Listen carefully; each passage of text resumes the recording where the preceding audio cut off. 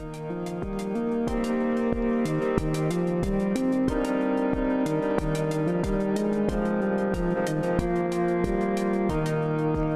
to Internally Guided Life, a podcast to help you unlock a life of balance, fulfillment, and joy. I'm Kayla Sweet, and together we're going to have fun and create change from the inside out. I'm so glad you're here.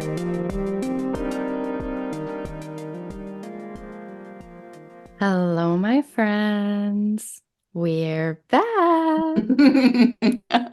I've got Emily with me again today for part 3 of our deep exploration of the heroine's journey.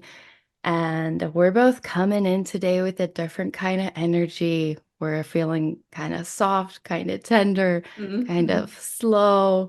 So we'll see how this feels for you all as you listen, but I think it's going to align perfectly with these next 3 stages that we are going to be talking about today.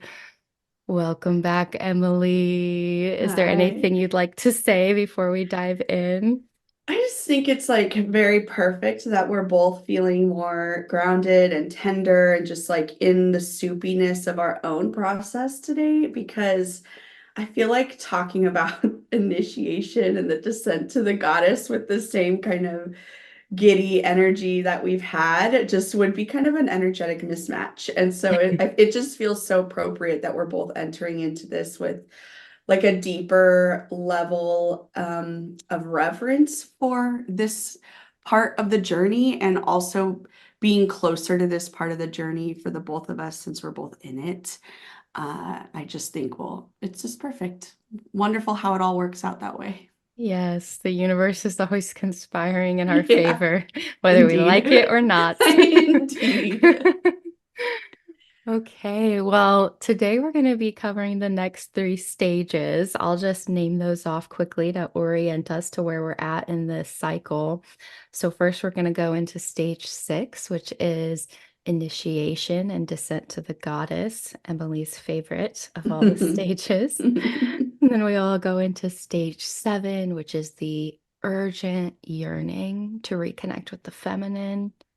And then we will conclude our session talking about stage 8, healing the mother-daughter split. Oh my goodness, I don't even know how we are going to go all of these places, but we are going to do it. It's going to be so good. So good.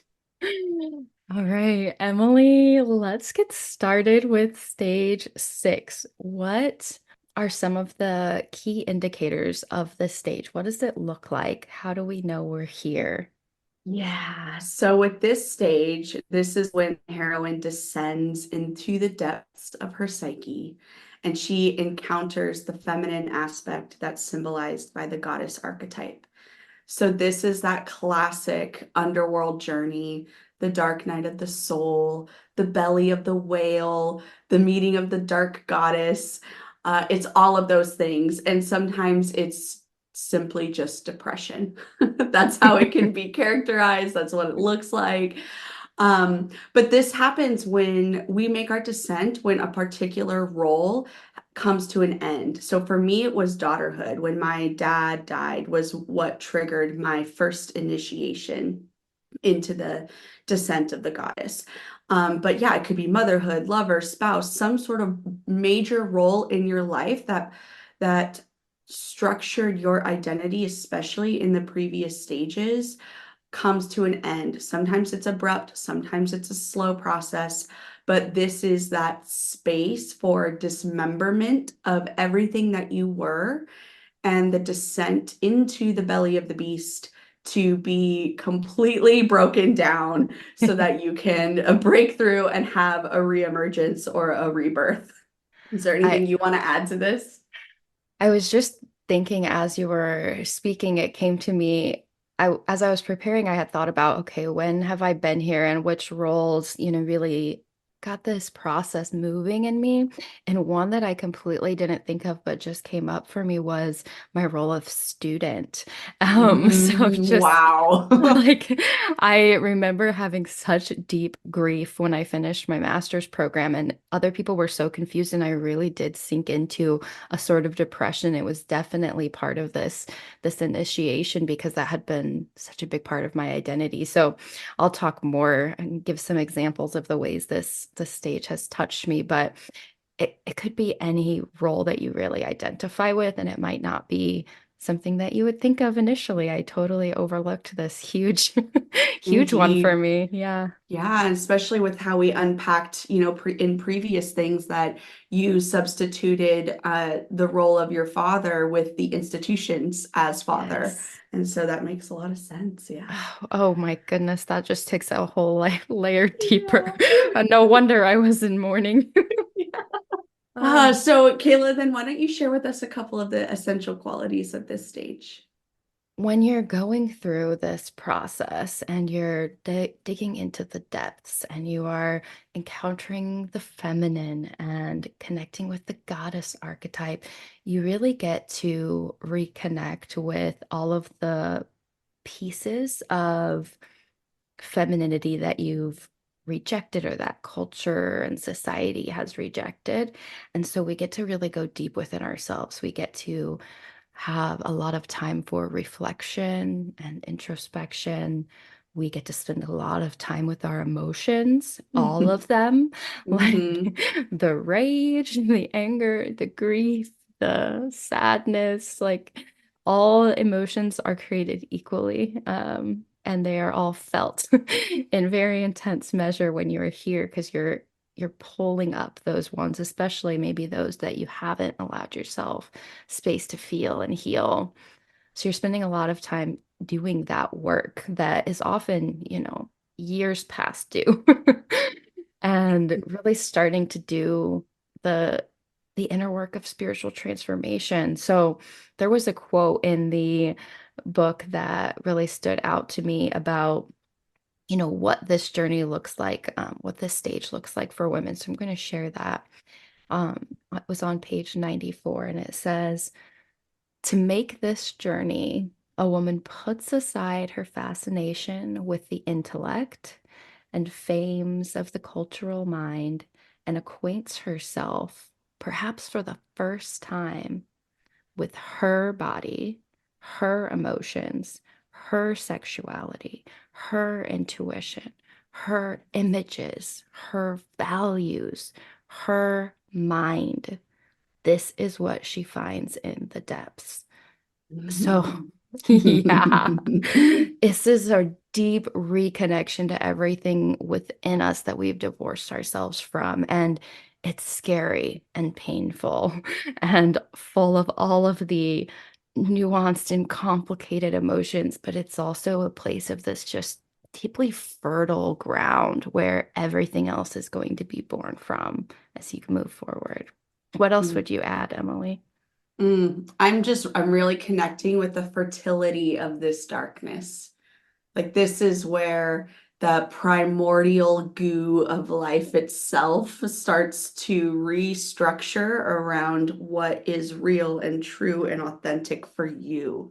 Like there's this amazing myth that Dr. Janke, she was the chair of our master's program.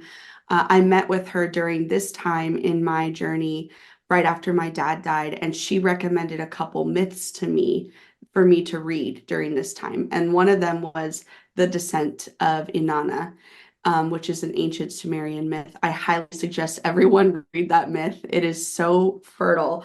But the part that really connected to me with all of this is that as Inanna makes the descent to the underworld, she has to go through several gates. And at each of the gates, she is demanded to make a sacrifice. And it's represented by her stripping her regalia from the middle world, where she has to take off her crown and her jewels and her robe and all of this. But each of those pieces of her regalia is a symbol for the parts of her identity that exists in this middle world. And so at every gate, she has to sacrifice and shed a piece of her false identity, who she thought she was, so that she can enter into the underworld. And even when she enters the underworld, naked and completely raw, the dark goddess Ereshkigal kills her, looks at her in fierce, cold rage and destruction, and kills her and leaves her to rot in the underworld for 3 days before somebody up in the heavens discovers that she's missing and makes some deals in order to get her back. But the whole point of this is that Inanna has to be like brutally dismembered through this process. And that's what it feels like. You are torn apart, Mm. and it is horrible. And it's so necessary. And so it's like, it's just that, that part where the caterpillar has to become complete primordial goo before the imaginal cells that hold the blueprint for butterfly can start to do their work and to reshape. And this feels like a death. That's why it's called the dark night of the soul, or why people talk about death so much during this time, because it's this complete dismemberment of who you were, and to the ego that feels like certain death. And so that's why, like, it's so fertile. This is where all the seeds start to take root of your authenticity. And it's dark, it's cold, it's moist, it's icky, and it's so necessary and so good. Yeah, so I think that's what's like really sticking with me right now. It's just like the fertility of that darkness and the complete unbecoming that needs to happen in order for the becoming to emerge. Yes, I was just thinking about the cocoon stage when you Mm-hmm. said it. It's like we are on the same wavelength this morning. I and I can so deeply like resonate with that feeling of everything coming apart and being nothing. And I even remember one of the times that I had a deep touch point with this stage.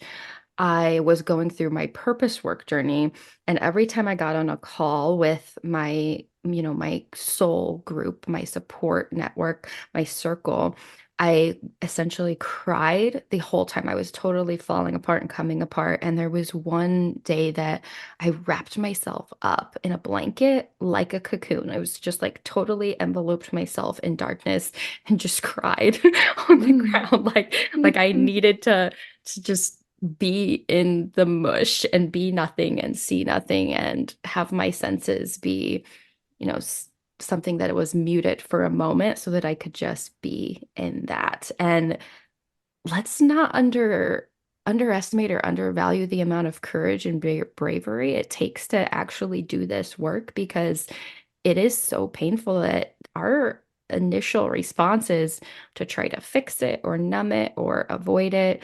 And actually doing it, actually getting to the place where that ground becomes fertile, it requires sustained effort on our part. Mm. Yes, absolutely. You got to show up for it. And gosh, who wants to show up for this? Like who wants to like wake up in the morning and choose, I'm gonna cry in the fetal position on the floor of my office today. Nobody's wanting to choose that, but this is the initiation, right? This is the gate, the threshold we must walk through if we are to live a life that is fully embodying our authentic purpose and our reason for being here, defined by us and our soul and our relationship to the divine. This is the price, just like Inanna had to give up her regalia to enter the underworld. This is what we must do as well. And those cocoons look different for each of us. And we'll get to that in a little bit when we talk about how to support yourself through this. But yeah, that image of you just wrapping yourself up in the blanket and giving yourself complete permission to fall apart and to really feel the extent of all of those emotions so that you can unravel and then re-become. And something that's coming up for me, I documented this part of my journey a lot on social media, and I've written about it extensively in my blog. And one of the things that I realized through this process was that when I surrendered to the wells of emotion that were coming through me, and I allowed myself to be cleansed by my tears, wailing and howling my agony into the world, there was this emptying that happened. And at first, that emptiness used to scare me. I was afraid of feeling empty. But what I realized after allowing myself to be emptied was that in that space that I opened up inside of myself is where the divine is.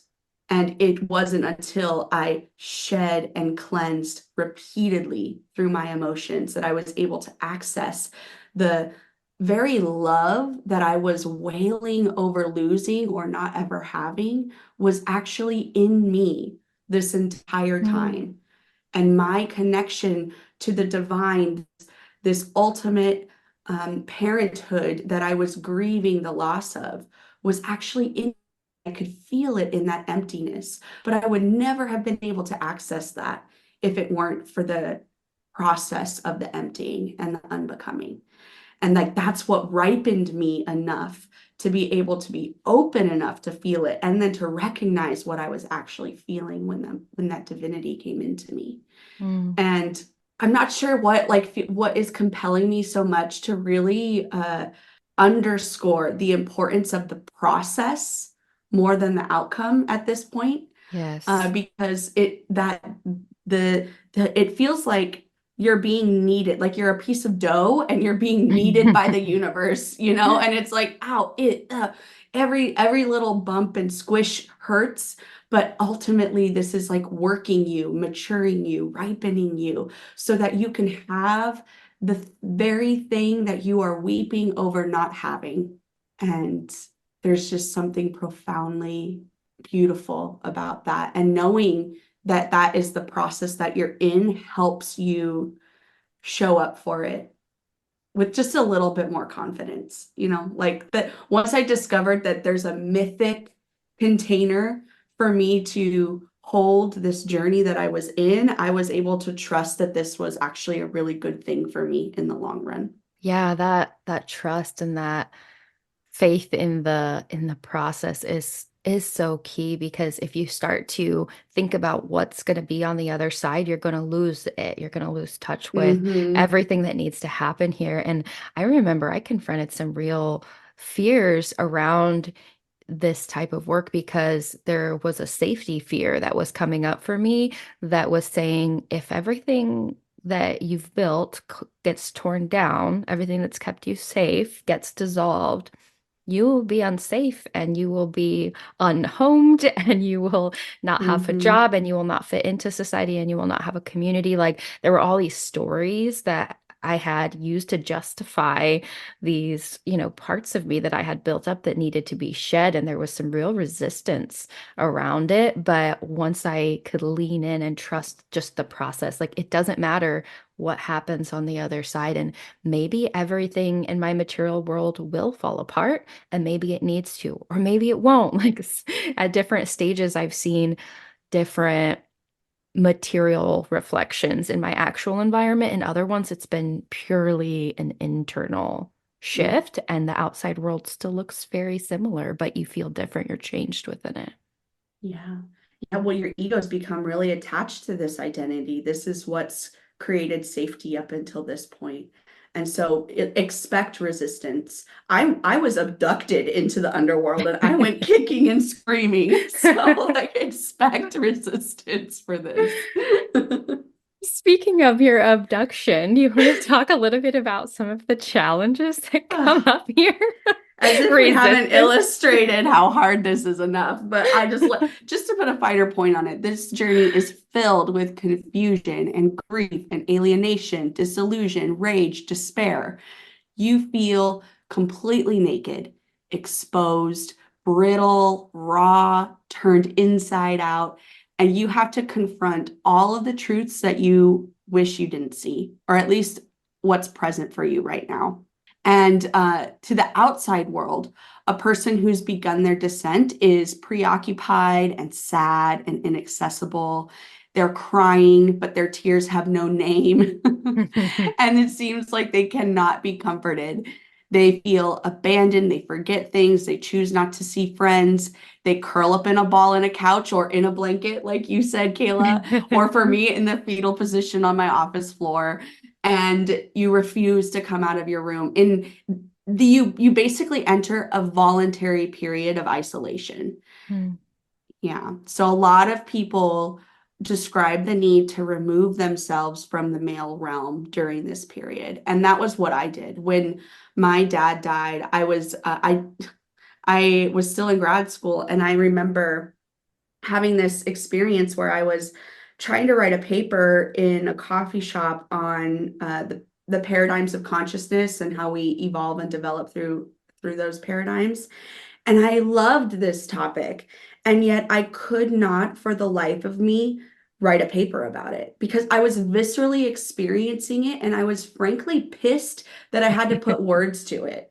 I was Yeah. like, this is such like a male thing to have to like intellectualize this process that I'm going through.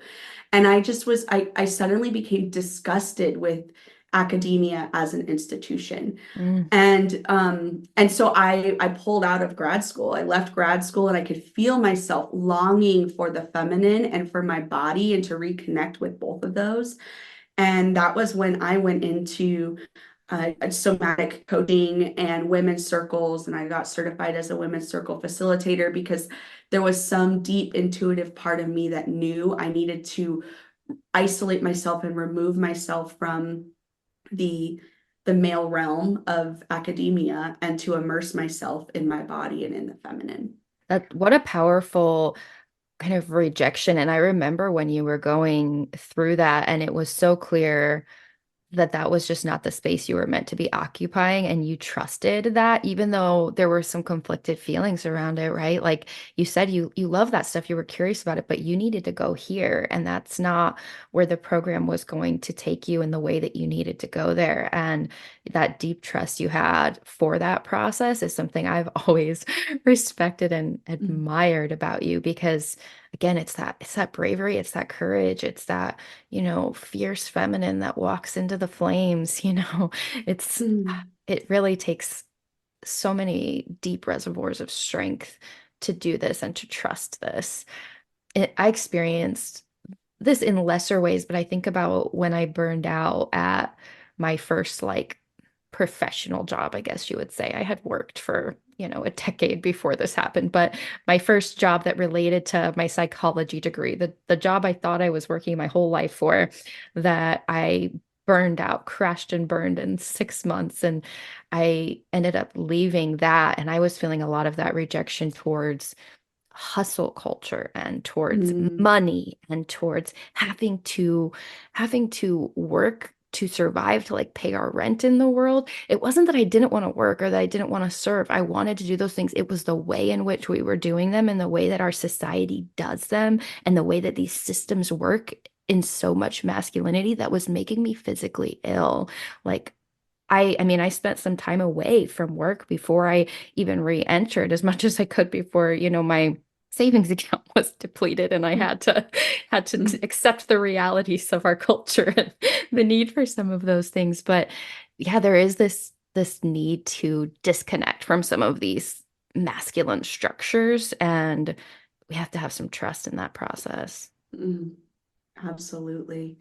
Yeah, I think we were really lucky in our grad program because when I met with Dr. Jenke to tell her that I was pulling out of the program, that was when she suggested several myths and books and like feminine Jungian psychologists for me to connect with during that time so that I could understand my grief and my descent and my initiation a little more. And in what other place are we going to find a person Yeah. who's the chair of an academic institution to just be like, yes, go follow your intuition and be with your grief and your body. I Yes. think we were incredibly lucky for that, and grateful that we were able to experience that kind of connection to an institution with a little more femininity wrapped into it.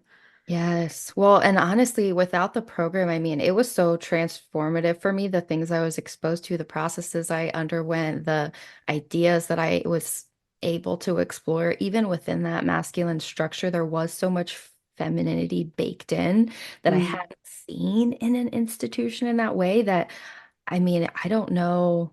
I can't imagine how long it would have taken me to have the courage to do some of this work had I not had that exposure to some of those people and some of those ideas in that program. So we were very, mhm. very lucky. Yeah. And help me remember the timeline of your burnout. Was that before or after grad school? It was immediately before. Actually, that Okay. burnout, I called and talked to Karen while I was out of work because I actually decided to make a career change from that burnout from this place where I was rejecting everything. I had wanted to be a mental health therapist. And not that I don't think that work is important and beautiful, I 100% do, but I was having so much disalignment with that system. And I didn't want to educate myself any further in that way. I wanted the piece that was missing. I wanted a spiritual component. I wanted a holistic component. I wanted something deeper, more soulful, something that wasn't so wrapped up. And that was when I Mm. started doing this research. Wow, Um, yeah. and ended up talking to her because I was like, I mean, a lot of people would have thought even, studying consciousness and transformative studies, they were like, what are you doing with your life? Uh-huh. So it took a lot of faith to take that step, but I came into it, from that space of burnout and Mm. rawness, and then, was kind of in it for the whole 3 years in the program, to be honest. Wow. But Yeah. yeah, Wow. And then this program was kind of like the container for you to explore some of those feelings. So no wonder you had such big mourning when you left. yeah, Like this was the kind of the parental container that you needed during this mm, time. yes, oh God, yeah, 100%. Okay, we have Yeah. diverged from our Yes. Yes. we're fully We're embracing the feminine and the we're non-structured. flowing. Yes, no linear progression today. So some additional challenges then Okay, that perfect. we're going to be working through during this time. This is when we confront things. This is like and it really is that feeling of confrontation. And any feelings that our listeners are noticing right now in their body to the word of confrontation is a good little trailhead marker for how it feels to confront yourself during this period. This is you're confronting your shadow, you're confronting everything that you've repressed, any traumas or aspects of your psyche that you've neglected or denied. So this is uncomfortable. It's scary, but this is where that work needs to happen. Anything you Yeah. want to say about that? I think, and we've mentioned like shadow work so many times before, but it's Yeah. really built, it's like bacon shadow work into every stage because it's you're gonna need it the whole way. But as you're confronting these rejected and denied parts of yourselves, this is really supportive. This shadow work is really supportive in helping to recognize the patterns and the cycles that need to be broken to help bring some self-awareness around the beliefs that aren't serving you, the emotional processing of things that maybe you haven't processed. You've numbed them up, you've blocked them out, you've repressed them, you've denied them. It brings the awareness to those so that you know where to pay some attention and you can start really intentionally dismantling as well. There's some of this that happens as you're in it, and then you can also take, um, some ownership in that when you start to have that awareness of, oh, I've been repeating this same relationship over and over and over again with different people.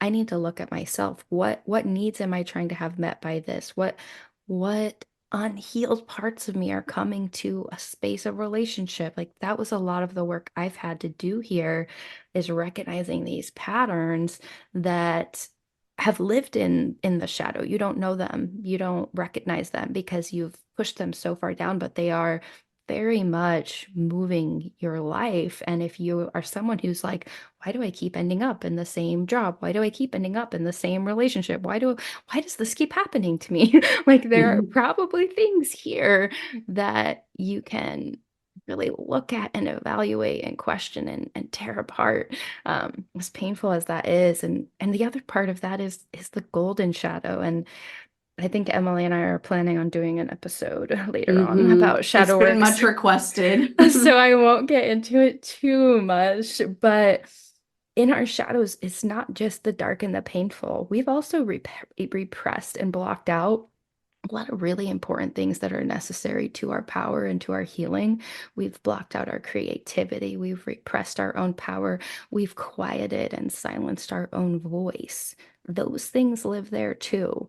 And when you do this work, they emerge as well. And you come out, brimming with this new wisdom that has been trapped, locked up deep inside you, and it finally has a voice and a space. So a Mm. lot that can happen there.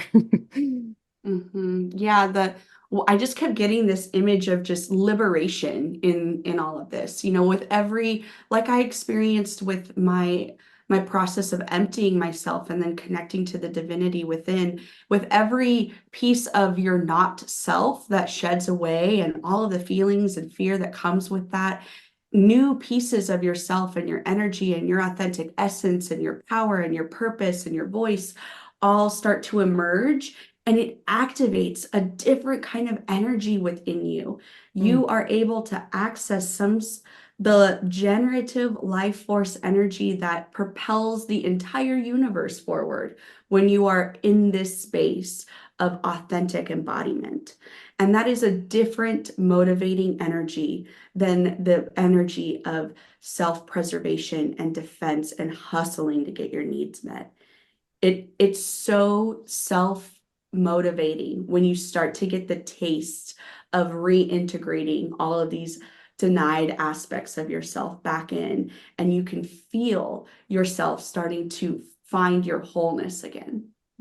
I just got like full body goosebumps, like three full rounds, like from my toes to my head. Like that really resonated with me on a physical level. That deep wisdom and that power that we step into, we embody ourselves in the world in a different way from a different energetic space when we've done this, and it is intoxicating. Oh, truly. That's why I'm still showing up for this journey Yes. because, man, to be on the other side of it at least once and to feel myself really, truly, fully authentically embodying myself in the world now. It's like, wow. So yeah, these are some of that, and we'd already mentioned this once before, but I'll just put a finer point on it, that expect resistance. Mm. Expect that we talk about surrender a lot in the spiritual community. And I know for me, I'm always like, what the hell does that actually mean? How do I do surrender? Because that's the father's daughter programming in my mind, right? Obviously I have to do something in order for something to happen. So how do I do surrender? But surrender is actually an act of not doing. It's actually a complete letting go of control and surrendering to the unknown. And that's so challenging because have been accustomed to relying on logic and rationality and figuring out how to manipulate the world around us so that we can have a sense of control. And so just like the process of letting go, just expect it's going to be really challenging for you, and you're going to have your own pattern around surrender. For me, I'm the type of person that will death grip on control and until I am abducted, kicking and screaming before surrender. Just surrender for me feels like an act of grace. Like there's a Mm. divine intervention that has to happen in order for me to feel like it's safe enough to let go. And I've Yeah. just come to expect that resistance is going to happen, and that my job when I am resisting is to take a breath, to lean back. And I actually do lean back in my body, and I hold there's this somatic practice that we can explore with resistance, but the essence of it is you take your fist and you squeeze it really, really, really tightly. And if you were to try and pry open the fingers in your fist, like you could just feel the tension in the rest of your body as you try to pry open your fingers. That's the resistance to surrender. And the more you try to manipulate yourself into surrendering, the more exhausted you're going to be and the tighter your resistance is going to be. Mm. And so what you can do is you can take that balled up fist and you could just place it gently in your other hand. Like you just hold the fist Mm. and you could feel your fist start to soften just a little bit. Even it's involuntary, or yeah, it's involuntary. It just happens spontaneously. And so you can do this practice when you're feeling yourself resisting, holding your fist in your hand and taking a breath and leaning back a little bit and asking, what's resisting right now? And What let a yourself notice what parts of you are resisting this process, because that's your work when you're resisting, is to love the parts of you that are resisting. They're just afraid. such a powerful and simple practice to just do Yeah. that. Yeah, it's really just that free fall, right? I had a weird, I'm gonna share it, but I don't know, it probably won't land for everyone. But I was thinking about that resistance to surrender and letting go and a free fall. And the weirdest image popped into my mind, but it is, so I'm someone that enjoys roller coasters, okay? And the first time I went on a roller coaster, you get to like the top point where you're up high and you're about to take a big drop. And the first time I did it, I clenched everything and I was hurt. Like I wasn't majorly injured, but I was sore. I was tense. Like it made the whole experience much more painful, not as enjoyable. Like it impaired the journey of the roller coaster because of the tenseness at which I was Oh, undergoing wow. that. And so I learned that now when I go on roller coasters, part of that is kind of an act of surrender for me because I get to the top and I take a deep breath and I throw my hands up and I Mhm. feel the hair, like my hair being moved by the wind.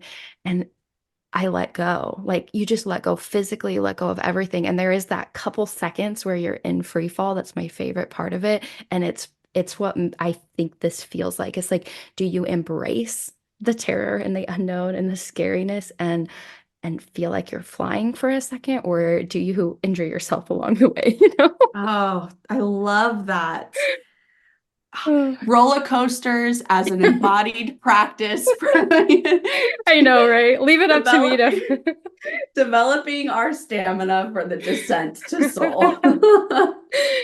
I mean, I think roller coasters can be a highly embodied and spiritual experience. Absolutely. Maybe not your traditional spiritual suggestion, but do what was within your comfort level. Yeah, But absolutely.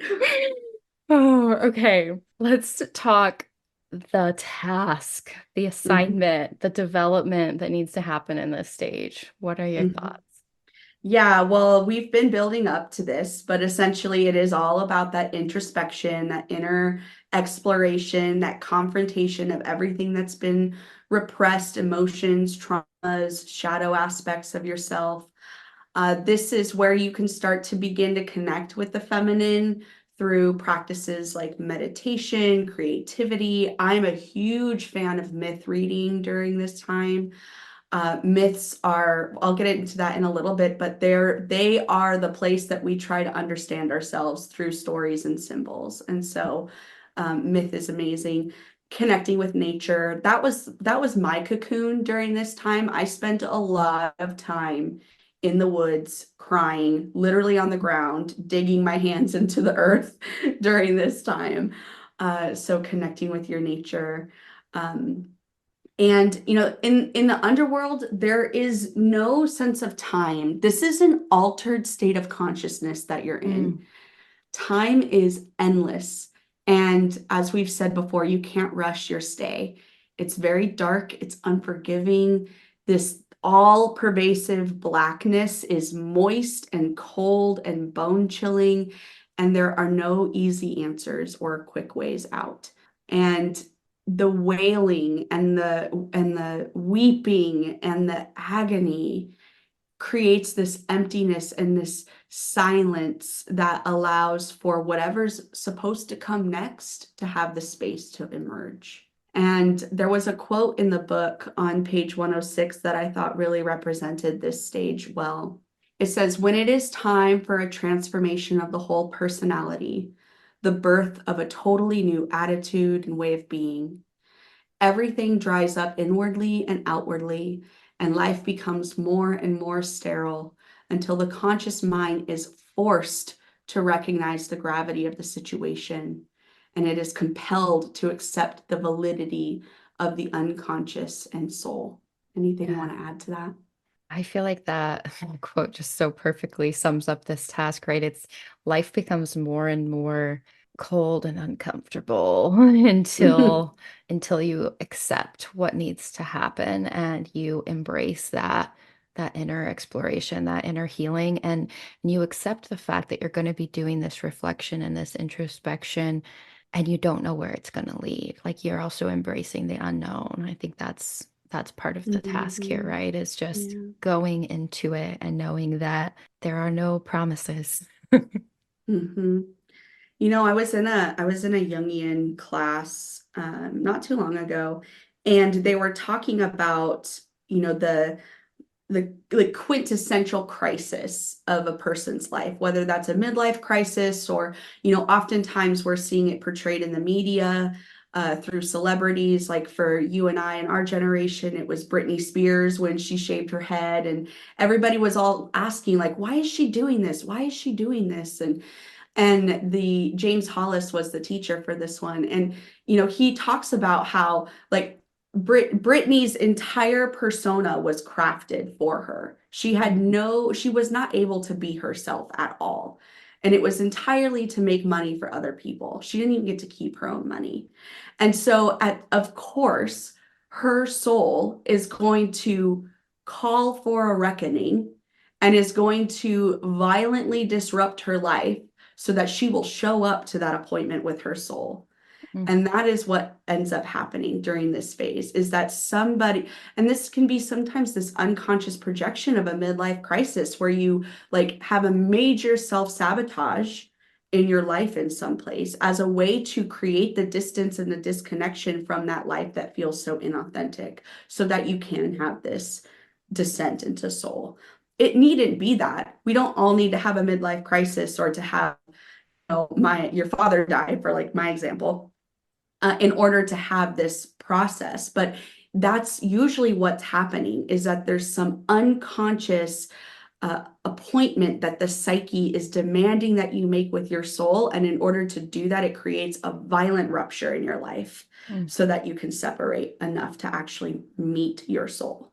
It's just that underlying process where we are being moved towards growth, whether we like it or not. And when you don't show up intentionally and you don't bring your awareness to Mm, this and you're not trying to evoke it or reckon with it, it will happen at some point or mhm, another, like without your choice being a part of it at all. It's gonna, our souls, our psyches, like they are moving us towards our evolution, and that means pain a lot of the time to get us to rethink and reorient and realign. And it helps you, I think, appreciate those ruptures a little more to have this context to hold it in, to say, "Oh, how wise my mm, psyche, my soul to provide me with the environment I needed to do this work, even though it's painful." exactly. So, How wise. Yeah. yeah. Okay. I almost don't want to leave this stage, but we've got two more. So let's talk I about the know. tools. Let's talk about the tools and practices that are really supportive here. And yeah, if you haven't already purchased your book, go out and buy it. We have no association with, like, we're not getting any money for talking about this book. We're just genuinely obsessed with it. But read this chapter, sit with it. But what are some tools and practices, Emily? Well, the inner work stuff, like many of these practices are going to serve you through every stage. I think we've mentioned that before. Poetry was one of them. Inner work practices like meditation, journaling, visualization. For me, ritual and ceremony was huge during this time. Ceremonies that honor the feminine, moon rituals, walks in nature, bath ceremonies. Rituals provide that sacred container for the healing and the transformation. And I'm a big fan of self-designed rituals and ceremonies because that helps you connect with your own inner healing intelligence that knows what kind of ritual you need. And I've written about this extensively on my blog. So if folks are interested in like, well, what's the template for a ritual or a ceremony, you can go find it there. But I like those are the spaces that we're longing for that can help us actually experience this process. Is there anything that you want to say about that? I know that's something you love to do as well. Yeah, I think in all of the stages, ritual and ceremony are important, but Mm-hmm. this stage had a particular poignancy for me in that ritual and ceremony because it is so disorienting to have something that you are working through in the physical world intentionally. It really does provide that sort of initiation, that that space, that container. And we need something to orient us to all of the loss and reclamation that has to happen here. So, one of the quotes in the book on this chapter said, we have to reclaim the parts of ourselves that were ours before we cloaked ourselves in the vestments of the culture. So, as we're letting go of all of these things that we have absorbed that aren't really ours, we're also reclaiming all of the pieces of us that are true to ourselves. And it's really hard to engage in this process without any containers, rituals, ceremonies. So, I think it's particularly useful in this stage. Mm-hmm. Absolutely. Yeah, I think to that degree, one of the tools and practices is the practice of mindful suffering, of Mm, really allowing yourself to feel your grief, your rage, your despair, and to resist moving to action too soon because the pain of holding the tension of the unknown is so unbearable. But part of what I think our society needs, and this was something that I was looking for, and I did not find it when I was in this stage, and I still, it's hard to find containers of integrity for this, is places where you can experience your grief and your rage and your despair in a facilitated container of some sort are really beautiful and helpful here. I've seen, like the work of Francis Weller, his work is on the sacred work of grief, mm, and his book, The Wild Edge of Sorrow, is amazing for this stage in your life. And I haven't had the pleasure of sitting in any of his containers, but he does like 3-day grief rituals, and they're kind of like a retreat. And I think something like that would be really amazing for a person in this phase, to be able to retreat and to be with other people who are bravely and mindfully turning towards their suffering. mm. This would be a great place for someone to do something like that. Yeah. Yeah, anything that will give you that permission, and I think that community too, because it is such an isolating stage. If you can Yeah. find some community here, it will help ease some of that, sorrow that comes with that isolation, and some relationships dissolve here. You have to Yes. reorient. So, hmm And then the final tool that we would recommend is obviously to read myths of the descent and the dark mother archetype. So the descent of Inanna is like the classic underworld journey, and there are many interpretations of that.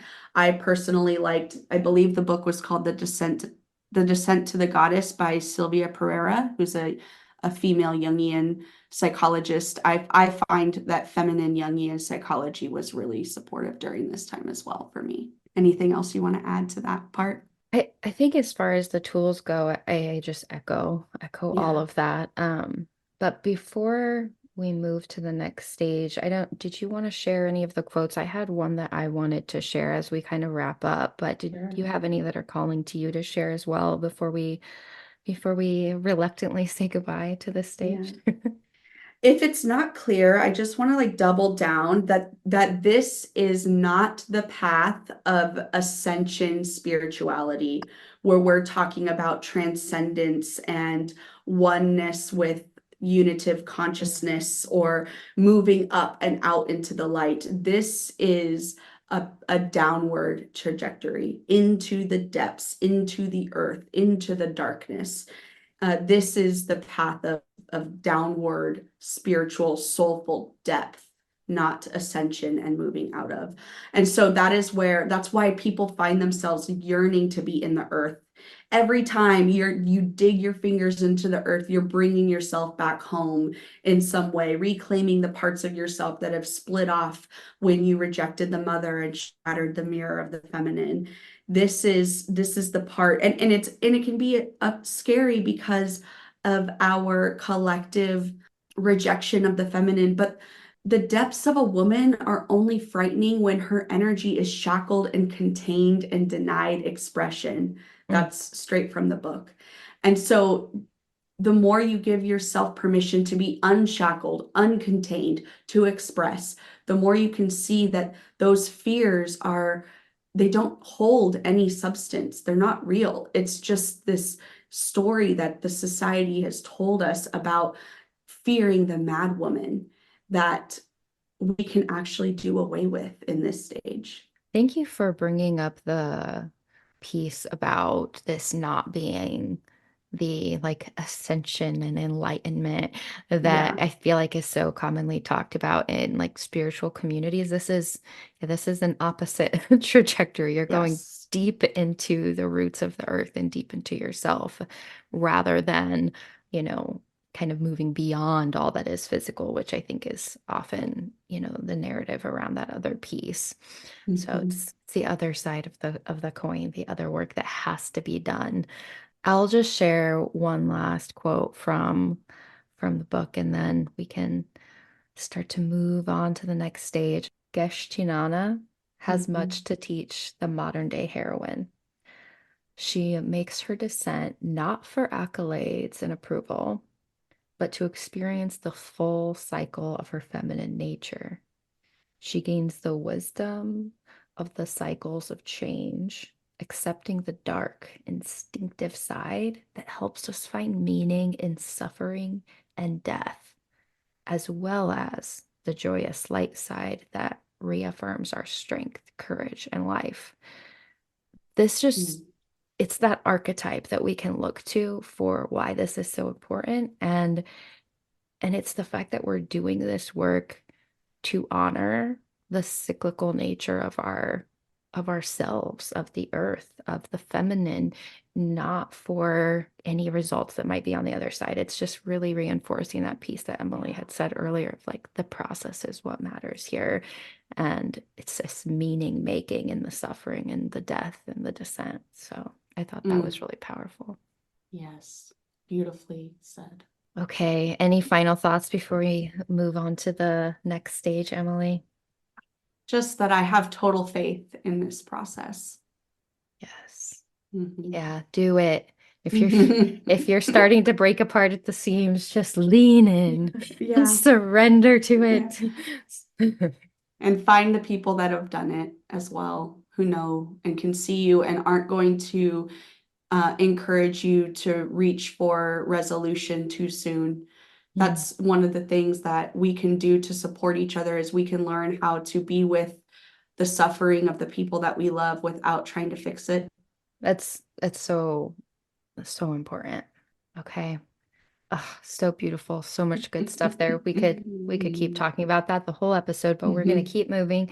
Um, so stage 7, this is the urgent yearning to reconnect with the feminine. So it makes sense after we've made this descent and we've started to dissolve and we've started to see some of the things with the masculine that, aren't aligned, and we want to reconnect with the feminine. It's this primal urge, really. Emily, what are some of your thoughts on what this stage is, what it means, what it Yeah, does? yeah. So she's made the descent. She's severed her identity as a spiritual daughter of the patriarchy. And now she's yearning to reconnect with the feminine, whether that be her own mother, the goddess, the mother archetype, or even her little girl within, or the many little girls within. There's that desire to develop the parts of ourselves that have gone underground while we were on that heroic quest, the body, the emotions, the spirit, the creativity, sexuality. That's a big one too. And so this is where the heroine is experiencing that profound longing. And I want to underline the word longing because longing is an actually very embodied experience. This is where you start to begin to create your relationship with your intuition and to develop your relationship to your intuition. And this is how you can begin to practice it. Use your longing to guide you to the pieces that you need for your healing. I just had a note on all of that, like that sense of longing that's physical to be with the feminine. One of the ways that I experienced this was I just wanted so badly to be surrounded by women's stories, women's experiences, women's perspectives, like that it was painful for me to continue to expose myself to the perspectives of people coming from a masculine, even a masculine body, like men. I went through a 2-year period where I didn't even read any books by men, not because I don't love and value and appreciate men and the wisdom they have to bring, but because I had been so inundated with men's perspectives for most of my life. And when I was in this, I had that deep, visceral, like deep into my belly feeling of, what does a woman have to say about this? What is the feminine approach to this? And not even just women, but women who were really in their feminine, because most of us are in this culture very identified with our masculine. So I was really seeking out stories that were deeply like rooted in feminine perspectives, deeply rooted in the emotional experience, into intuition, into self-care, into goddess archetypes. I had that longing so strong, and I mean I stayed with it for a Mm-hmm. full 2 years before I started to reintegrate, and I'm trying now at this point to seek more balance between the two. But that longing is very visceral. It's very real. I totally remember this. And it's interesting because when I was doing my prep work for this podcast, I realized that I kind of had a similar route, although what was different about mine was that I really wasn't necessarily prioritizing feminine perspectives, but what I was seeking out were older, mature male teachers who I felt had integrated the feminine aspect within themselves.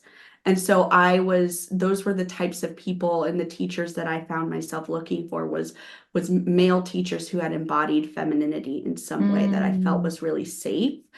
And so I didn't even make that connection until you and I were talking pretty recently, and you had mentioned something about only reading these books by women. And I just think that's really interesting how our subconscious and our psyche and our intuition is pulling us in the direction of the things that we're looking for.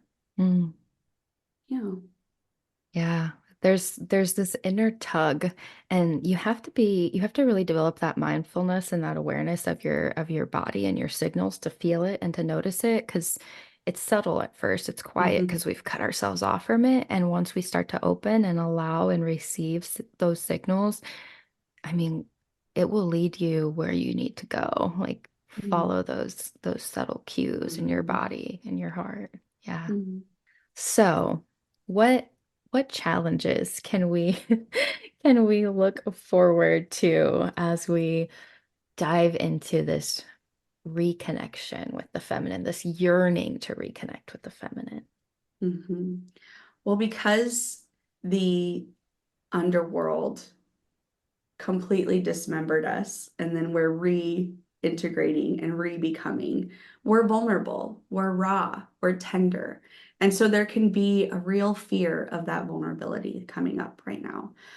You might experience a struggle with opening yourself up to receiving support, nourishment. There could be a whole new layer of your fear of rejection and abandonment that can come up during this time, especially because there's more of your authentic self coming forward now. Mm. Yeah. Anything you want to say about that or add to that? I just really feel that that fear of rejection or Mm-hmm. abandonment as you are embracing these feminine pieces of yourself, and as you are allowing your voice to be heard, and you are allowing yourself to show up in spaces more authentically. There is some real fear and grittiness around this because you don't know how it's going to be received, and it won't always be received kindly. Sometimes it triggers other people to see you living this way that our culture has told us we aren't allowed to.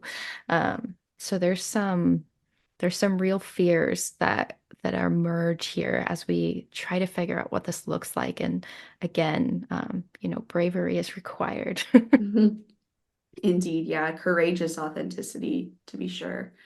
This is where I see a lot of women doing work on their throat chakras in some way. Mm. in having some sense of internalized safety around their voice and their message. And and I'm still working through this myself. I've been working on authentically expressing myself for years, but I'm still bumping up against these messages that my language is too this, or it's inaccessible because of this, or whatever. I'm still getting feedback from society that my voice, as it is authentically coming out of my lips, is not landing right for people. And so that fear of rejection and that fear of being misunderstood, or like nobody understands me, is something that I'm actively working through still to this Mm. day. Yeah, Same. so yeah, exactly. Yeah. With every layer of like exposing yourself to the world, there's a new kind of vulnerability and this fear of rejection or abandonment that's going to come forward. Mm. Yeah. Yeah. This is also where we're going to confront some more internalized messages about femininity, cultural messages that equate femininity with weakness or inferiority. This could all create barriers to really embracing and embodying your feminine qualities. And this can look like all different things. There's this trend that I'm seeing in feminine spirituality right now about embodiment and sexuality. And so I think there's a lot of great things that there's more conversation happening in the status quo about embodiment and sexuality. But some of these places are still coming from that internalized misogyny or a sense of shadow and shame around sexuality. And so, this is where things start to get a little like muddy and sticky, and we're going to start exploring these things that have been repressed, but there are still aspects of us that are the father's daughter that are going to have internalized misogyny and judgment and shame towards ourselves and towards other people who embody the feminine qualities that we wish we could embody. And so Mm. you're going to run into some of that. There can be some sisterhood shadow and some stickiness that comes up around this. Yeah, that's so important. I'm glad that you brought that up because so much of it is just like very deep in our individual shadows and in our cultural shadows to reject and looking at those triggers, like noticing when you're triggered by someone or something or some messaging and really like giving yourself permission to explore that is a good way, like as you were confronting this challenge, to maybe see what's beneath that. Because usually when something's triggering us or triggering, people at large, as these conversations are happening, on the internet, and you're seeing people be very triggered in the comments, you can really see all of the things that we've repressed coming up in that. So you can use it as a way to increase your awareness. Yeah, some of the other things that a person might experience while they're in this stage is, again, those long suppressed emotions. As adults, unless we consciously work on our emotional development, we're going to have a limited bandwidth for what we can feel, like the literal feelings and sensations in our body that we can access. We can only feel emotions and intensities, which the intensity of emotion is a somatic experience. We can only feel as much as our mothers could tolerate us to feel as babies and children. Mm. And so if you were repeatedly told that you're too much, or, this is okay, but that's not okay, or don't feel sad, turn that sadness into determination, or whatever kind of messages you heard, those are going to affect what you have access to. And so because, you might have the conscious desire and commitment to feel your feelings and experience your emotions, but it requires some healthy containment through hopefully like some sort of therapeutic relationship and some facilitation and guidance so that you can actually access those feelings on a deeper level. And I will say that one of the resources that really helped me in this work was the book um, Healing Through the Dark Emotions by Miriam Yes. Greenspan. Yes. Yes. She has this exercise in her book that really helps you get to your beliefs about your emotions, which for me really highlighted that I had completely amputated my anger I had no idea how to even access it. I couldn't find it in my body. And it wasn't Mm. until I went through her work, and she specifically talks about grief, despair, and I think fear, but it was useful for me in working with anger too. Mhm. And so, yeah, that was an excellent book for maybe we'll do another one of these Oh my goodness. series on that We book because should. that was extremely supportive for these suppressed emotions. Yes, I've gifted that book to so many people. Same. I have the practices in my coaching practice from that. Like, Same. oh my goodness. Yeah, how have we not already done a series on that book? Another book everyone needs to buy that's listening. Oh, so powerful. And it's interesting that we both had this kind of shadow emotion of anger because Mhm. I think that's pretty common for women in our society because anger has kind of been like culturally rebranded as men's emotion, the only emotion that men are allowed to feel and women aren't allowed to I feel. know. Like, so we've all got this like deep anger shadow where we like don't know how to safely express and feel it, and it's so tinged with danger and Mm. violence. And so it's scary to access it within ourselves. And I've done a lot of work around anger too. So I'm sure a lot of people listening, like, yeah, do you feel your anger? Like, what does that look like? How is it safe to process that?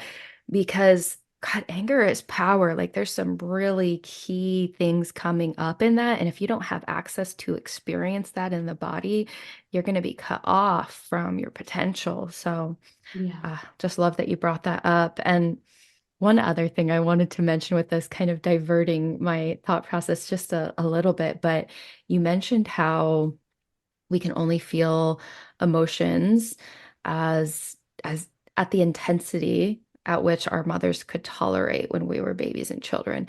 And so when I was going through this, I did a lot of inner child work. Like a lot of my yearning was in connecting with the little girl.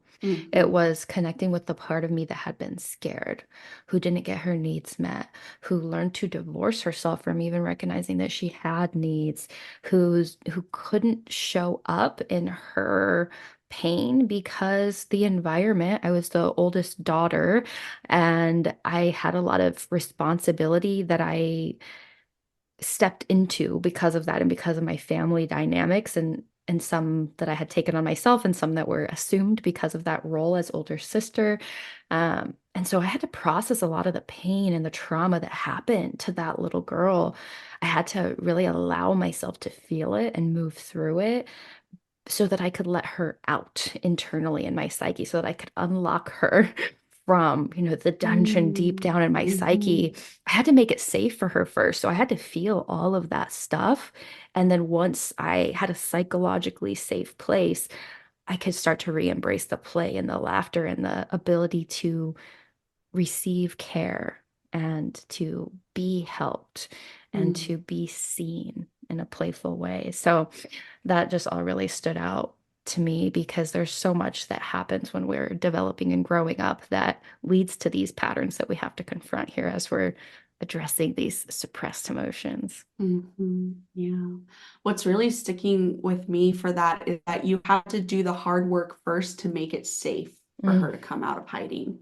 yeah. And that's something I've realized I've been doing in internal family systems therapy or parts work types of therapy for years. And one of the things that I experienced early on was like I was so desperate for healing that desperation came to my internal world. And it was like I was desperately seeking my inner children. Like there was this like this energy that was really not safe for them. They didn't want to come out and like talk to me because I was so desperate. It was like that the enmeshed mother of me going towards my inner children. I was seeking them to make me whole, but I had to show up to do my work to feel secure and safe inside of me, to feel like I could just ask them to come and then I could sit with them without demanding them to tell me all of their pains and their traumas Mm, and all the things that they needed but never got, so that I could frantically try to give it to them so that I could mm, finally heal and be whole. Like yeah. I needed to find a sense of stability within myself so that I could have some space and breath around this process. Yeah. Yeah, we've got to do that healing and create that environment within if we want to reintegrate these parts because they're hiding for a reason, like a Hmm. safety and security reason. And if Hmm. we have an internally volatile system that we're trying to integrate them Yeah. into, they're going to reject that. So And that's wise of them to do so. yes, that's our inner wisdom. Another challenge that we're going to see here is that body mind split. We're going to really start to explore that. And there's a quote from the book that I just loved, and it is really potent for me right now in a very important way. But she says, "We forgot that we were her children, the earth's children, interconnected with all of her species. We lost the sense of sacredness embodied in all living beings, trees, rocks, oceans, four-leggeds, birds, children, men, and women. With this disregard for the sanctity of nature came the denial of the sanctity of the body." And when I was looking at this quote, I had written next to it years ago, this is why genocide and ecocide happen. Mm, When we are divorced from the inherent aliveness of our own bodies, and the earth's body, we are going to deny the dignity and the humanity of other bodies. We are going to place value over some bodies more than other bodies. We're going to say that this body has a right to make decisions about itself, but this body does not. And that is where, like, for me, this body mind split opens up a huge ancestral wound around the feminine and around um, racism and genocide and ecocide and all of the ways that we harm each other because we are disconnected from the aliveness that exists inside of our bodies and how precious and sacred that aliveness is and how each of us has a right to feel that aliveness in our body and to feel safe feeling that aliveness in our body. mm. And so for me, there's a lot of energy around this one. And this is where I think the root of all of our intuition and all of our knowing and all of our generative, nurturing, creative energy comes from. And so, a big part of my work in this world is bringing embodied wisdom to leadership because this is what we know. We know with our bodies when we take back our body in this act of reclamation, we're taking back not only our personal physical form, but we're embodying the sacredness of the feminine for all of us. And the sacredness of the feminine seeks to create life or to create the conditions where life can thrive and be nurtured. Mm. And that is like the purpose of life itself. And so when a leader is tapped into that wisdom, and that leader does not need to be a woman to be tapped into embodied wisdom. But when a leader is tapped into that, they're tapped into the sacredness of life itself, to the soul of the world and to life and to the human being and the soul of the culture. And it is required that we're connected to that if we're going to evolve as a species. We're not going to evolve unless we reclaim this mind-body connection. 1,000 times, yes. I just have to applaud the work that you've done around embodiment and leadership because this is so essential and it's not what you hear talked about in like the status quo type leadership development Oh stuff. God, I know. Um, it's something we desperately need, and we still have done a really horrible job of integrating, even though we have this internal knowing and we have this, it's really backed up by deep bodies of lived experience and of documented research of people who are doing this somatic work and this integration work. And it's not a surprise that we lead better from this place, that we are more transformative in our approaches, that we are a safer place for other people to be in, that we can create safer containers for people to show up when we've done this. And yet, most people, most leaders in, modern America especially have not. I mean, it's really rare to find people who have done this. So I think the work that you're doing is really on the cutting edge of what we need, and it's just so desperately important as we continue to grow and evolve as individuals and as a society to do that. So I love that you are in that space and you've so inspired me to deepen my work in that space as well. Thank you. I appreciate that. Then, those are that's the edge that I'm at right now is, feeling like, we talked about earlier the throat chakra edge that I'm currently on is like, I firmly believe that if we are to show up for life as life is asking us to show up for it, we must reintegrate this body mind split. And in order to do that, that requires a period of descent. And like we were talking about before, the descent is not necessarily something that we choose, but it is a requirement of initiation if we are to be embodied, authentic, creative, powerfully influential leaders who are creating outcomes that matter, that are generative and life affirming. It's a requirement. And it is inherently destabilizing to the ego. And most leader development material exists within the playing field that the ego is comfortable with, like Mm, personality assessments. I love strengths finders and MBTI and all of those things, but those are all existing in the domain of the ego. It's safe for the ego to develop itself in that place. mm, And what we're asking is for the ego to be dismantled quite a bit and to be radically matured so that it can be an agent for soul and for spirit in this life. And as we have underlined several times, is that it requires courageous participation in this work.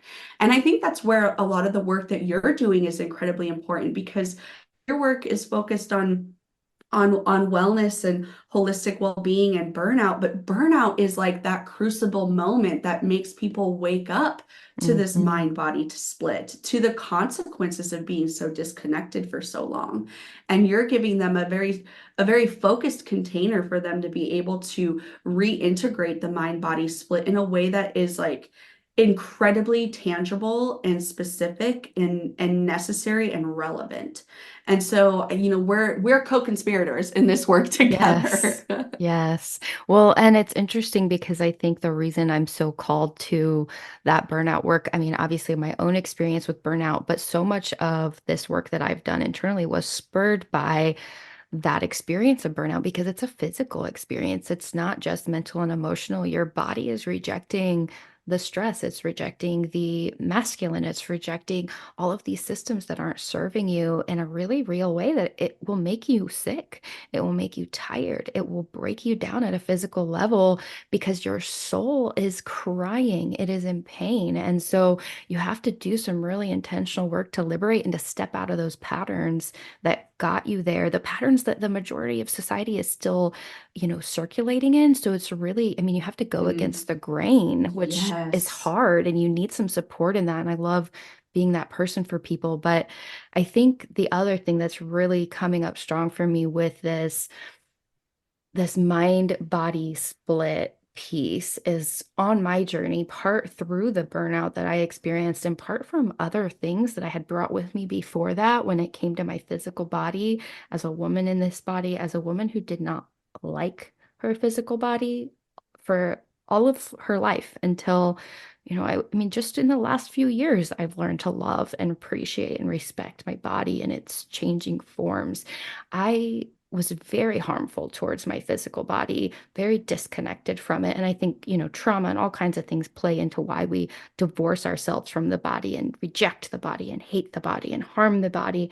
But I did all of that to myself. And then I saw that happening in Earth in the way that, like you said, with the environmental devastation. And when I was working through this, God, there was so much pain because I could feel the mirroring of the way I had disowned my own body and the way that we have disowned Mother Earth and all of the creatures, and just this deep anger and this deep rage and this deep grief. All of this came up for me as I was trying to heal this split.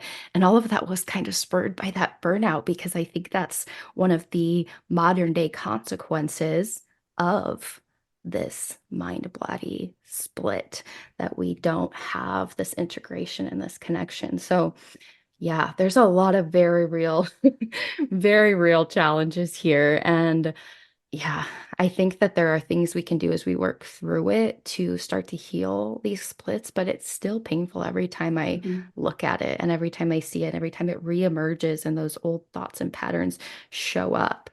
So even as I try to be more aligned and kind and gentle with myself and with the earth and through my practices, I still feel that grief and pain, every day, but it's as you allow yourself to feel that, it maximizes your ability to also feel that joy and gratitude and awe and appreciation. So that's kind of the other side is like once you can feel the hard stuff, you also have an expanded capacity to feel the really Exactly. beautiful stuff.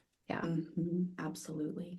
Yeah, we start to that limited bandwidth that we experience when we're first in this work starts to become bigger and bigger.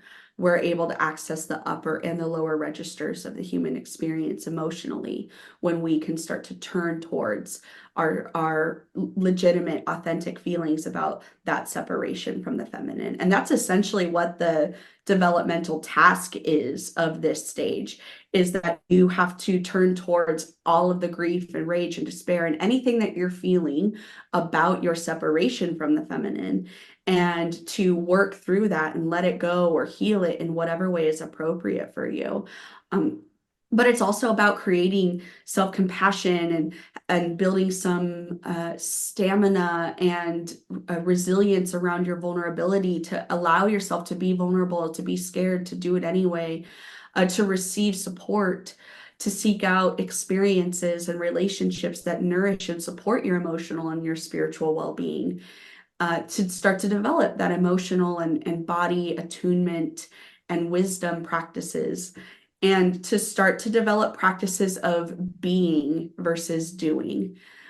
So I know you said quite a bit about being versus doing. Is there anything that you want to share about that? Yeah. So I think the biggest thing is just that being isn't a passive thing. Right. It actually takes a great amount of that stamina and that intentionality and that care to be and to be embodied and to accept accept without forcing because when we're doing we're in this space of like coercion and force and we're very much in the masculine, and so as we lean into being, we can allow things to come and go as nature would intend. We can allow our creativity to come and go as nature would intend. We can allow our emotions to rise and fall as they're meant to actually process them and not, try to bypass them or find workarounds so we don't have to feel anything. Really allowing for the seasons of our life to change, for our needs to change. It's this really deep and powerful practice as we notice our resistance to doing this like we like you said, how do you do surrender, right? This is coming up again here. We've been so conditioned that we need to do things, and this is really about the practice of slowing down and developing that mindfulness and that self-compassion and allowing things to be as they are, which is not an easy task. It really Yeah. requires practice and containers to develop this capacity to be. And it's something that I still struggle with. I mean, I burned out for a reason. I Yeah, was exactly. I was very connected to the doing, and I still have parts of me, masculine parts of me that really love the doing. And I have to be more intentional with the being still. Being is something I work at more than doing. Doing is something that I was conditioned to do from day one, Yeah. right? Like those are the natural patterns. Being is where I have to bring in the intentionality. And a lot of the women I work with, that's what you're rubbing up against because the doing is what burns us out when we're doing to excess and we aren't equally allowing for the space of acceptance and being. Mm, that's beautifully said. Yeah. So then what are some of the tools and practices that a person can do to help with this beingness and other areas of this stage? Yeah, I mean, this is where we get to, as we nurture the feminine, we get to like come into radical self-care, real self-care, not Yeah. not the commercialized self-care, not talking about going on a fancy vacation or having a spa day. Like, there's nothing wrong with those things. If those things fill you up, go for it. But like, self-care has been so overused, this word, that I think for some of us might even be triggering because you get these images that have been force-fed to us on social media and advertisements of what this means, but there's actually a much deeper soul level for self-care, things that actually nurture and replenish you at an emotional level, at a spiritual level, and at a physical level. So again, spending that time in nature, making sure that you're caring for yourself and are kind with yourself and forgiving yourself and compassionate with yourself, allowing yourself to explore and engage in new creative things, being curious with what might excite you, what might be beneath the surface, doing yoga, restorative yoga. I did a lot of yin yoga when I was Mhm. in this stage, and I would just get into a pose and cry. And I would repeat to myself, I'm letting go. I'm letting go. I'm letting go. Like as I was letting go in my body, I was letting go in my heart and my soul and my mind. And I mean, I have let go of a lot. I've let go of a lot in my life, but the yoga practice does give a container for you to do that in a way that feels healing and safe and integrates the mind and the body. There's feminine spirituality focused gatherings that you can engage in and be in community with other women, doing those rituals and ceremonies Emily was already talking about. All of that, that real self-care, that self-care that actually restores you, is so incredibly important here. And I'll let you speak a little more to some of the somatic pieces as far as tools that we can use and anything else you'd want to share here, because I think that's more your realm of expertise, but that's what Mhm. I would start with. I'm just so loving the image of you in yoga saying, I'm letting go, letting go. Mhm. I cannot tell you how many tears I've cried while in child's pose. Oh You my know, gosh. I Yeah. think I think a lot of people talk about crying while in pigeon pose, but for me it's child's pose. Like there's something about opening up the back and then just like the supplication of the pose itself that just feels like it just evokes so much in me. And so I'm grateful that you brought that image in and gave us all permission to just to sit in some of the slower postures of letting go and surrender and receiving. Because vinyasa yoga is very much a doing practice. There's a fire Hmm. that's built in there, and we're talking more about the more receptive kinds of somatic practices. And I also wanted to emphasize the healing, the processing, the experiencing of your own emotions in a safe community container.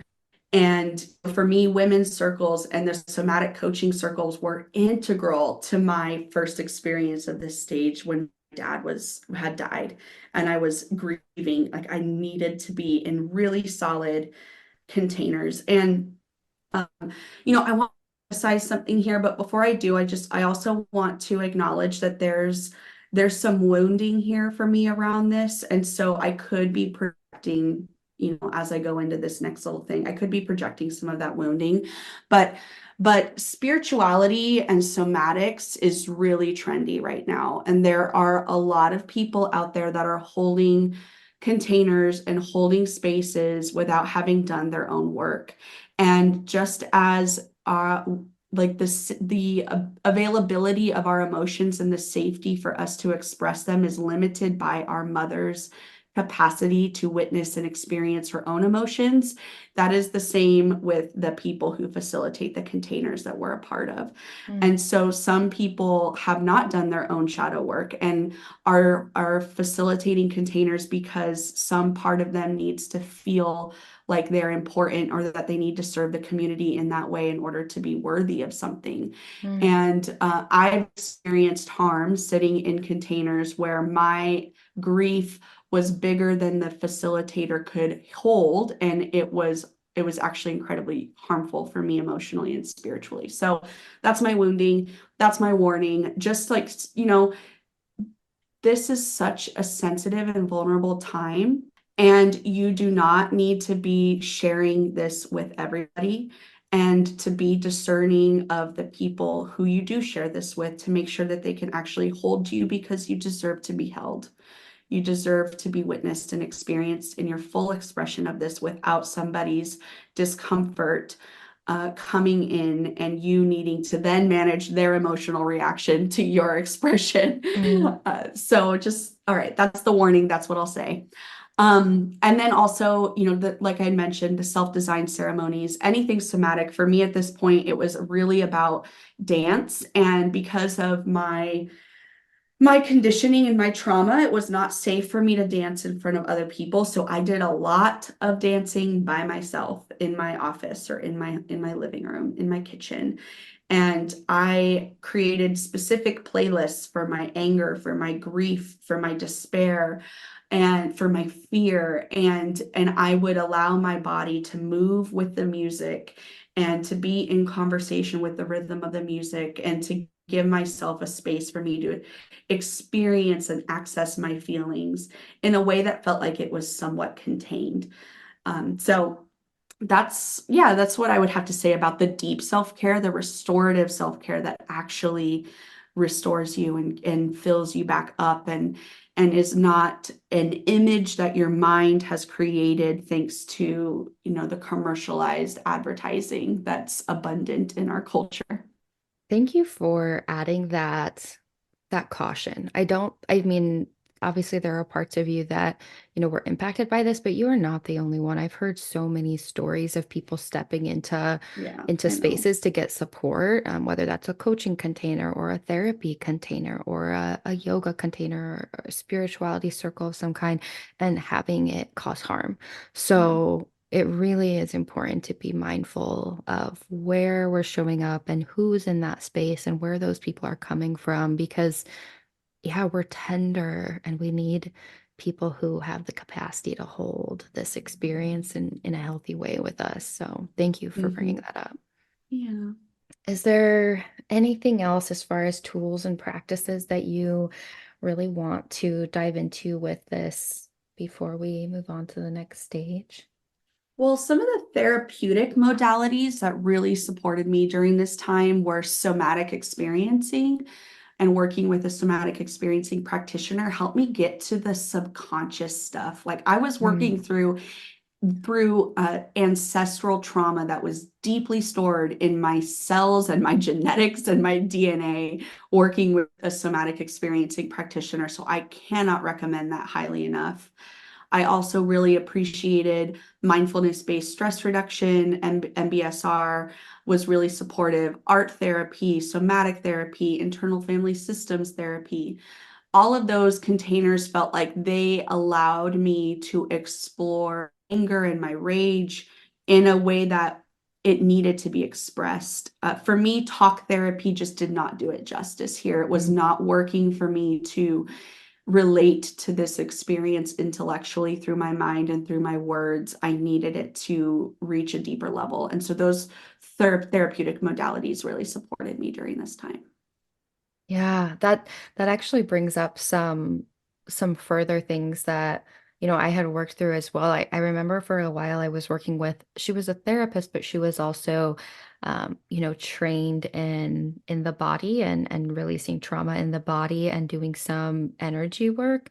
And there were times where I would be activated at such a physical level that, words couldn't penetrate. And when I worked with this particular person, I was able to, at a body level, process through those those experiences of being triggered and what was at the roots of it and what was stored in my body, what memories lived in my body, and kind of unlock and do some healing. And it was amazing the amount of progress I had made in a shorter amount of time with her because she had that shared emphasis and she kind of had a hybrid approach. She did a little bit of both, but because we were able to tap into the body, I made progress so much faster than in previous people that I had worked with. So I think finding people who are trained in these modalities that connected or deeper level to do some of this work and tapping into creative expression. I did so much, so much creativity and trying to get it Mm, out into the world in this. And there's something like really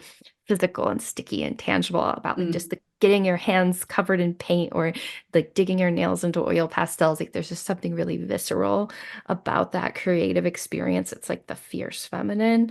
At least that's how I experienced it. It wasn't like a soft, gentle, cautious, controlled creativity that I had learned when I studied art. It was this free, liberated, wild creative energy. So, Messy. yeah, Yeah, so yeah. messy. So, do you have anything else? I have one quote that I want to share before we move to the next stage. Do you have anything else that you'd add before that? No, go for it. Okay. This book is just the whole thing is a giant quotation. It's all quotable. Yeah, but I loved this piece for this stage. So she says, being requires accepting oneself, staying with oneself, and not doing to prove oneself. It is a discipline that is accorded no applause from the outside world. It questions production for production's sake. If I can accept myself as I am, and if I am in harmony with my surroundings, I have no need to produce, promote, or pollute to be happy. And I think this brings up one more of that emphasis on the discipline required for being right that we already talked about, but also it sheds some light on why our culture, especially being in capitalist America maybe has repressed some of this because if we are in harmony with ourselves and we don't understand production for production's sake and growth at no end with no plan for sustainability, then we don't feel the need to participate in it. And that could be seen as dangerous to some folks. Hmm. So it's kind of a rebellion to learn to be. And even in the work I do with burnout, I think of healing through that and going like against the grain when it comes to like hustling for your worth is really an act of resistance. It's an act of rebellion. So, Mm, I love that. yeah. And I was, as you were reading this, I'm sitting here giggling to myself because this is so me right now. I am in this edge where I'm exploring like a deeper layer of production for production's sake or busyness for busyness sake or whatever. And really turning that attention and that energy back inward on myself so that I can learn to accept myself as I am, so I can find harmony within myself so that I don't need to produce, promote, or pollute in order to be happy or to prove myself. And this is just, that this is a testament to the spiral of this work that Mm. we return to it over and over and over again. We find deeper and deeper layers of this truth and this reality and this work within ourselves and our life journey. Yes. Yeah, we get to come back again and again. It's like the beauty and the challenge. There's a part of us that wants to get to an end point where we can put like a check mark beside it and say we Mm, did the thing, but we yeah, don't. Like, that's not no. how this is. This is an ongoing, ever expanding, ever unfolding journey. And we get to meet ourselves again and again throughout it and, reconnect and heal in new ways, each spiral in. Yeah. Okay. Oh Mm. my goodness. We still have one more stage. Yeah, I know. So we're gonna dive right into Let's do it. stage 8, healing the mother-daughter split. This is so potent, so powerful, so necessary because as you start to reconnect with the feminine, stuff's gonna come up around this mother-daughter split. Emily, what would you say describes this stage and the qualities of this stage? Yeah, this is healing that relationship between the heroine and her mother. And that could mean her birth mother, her caretaker, the inner mother, the great mother, all of the mother ways that mother exists in our life. This is a symbolizing of the integration of feminine. And there's going to be a lot of quotes from the book in this section because I thought she just did such a great job of explaining this. But she says the wound goes beyond a woman's relationship with her personal mother. It goes to the heart of the imbalance of values in our culture. We have separated from our feelings and our spiritual natures, and we are lonely for deep connection. We yearn for affiliation and community, for the positive, strong, nurturing qualities of the feminine that are missing in our culture. And Mm. that's what this is all about. That's the essential qualities of this stage.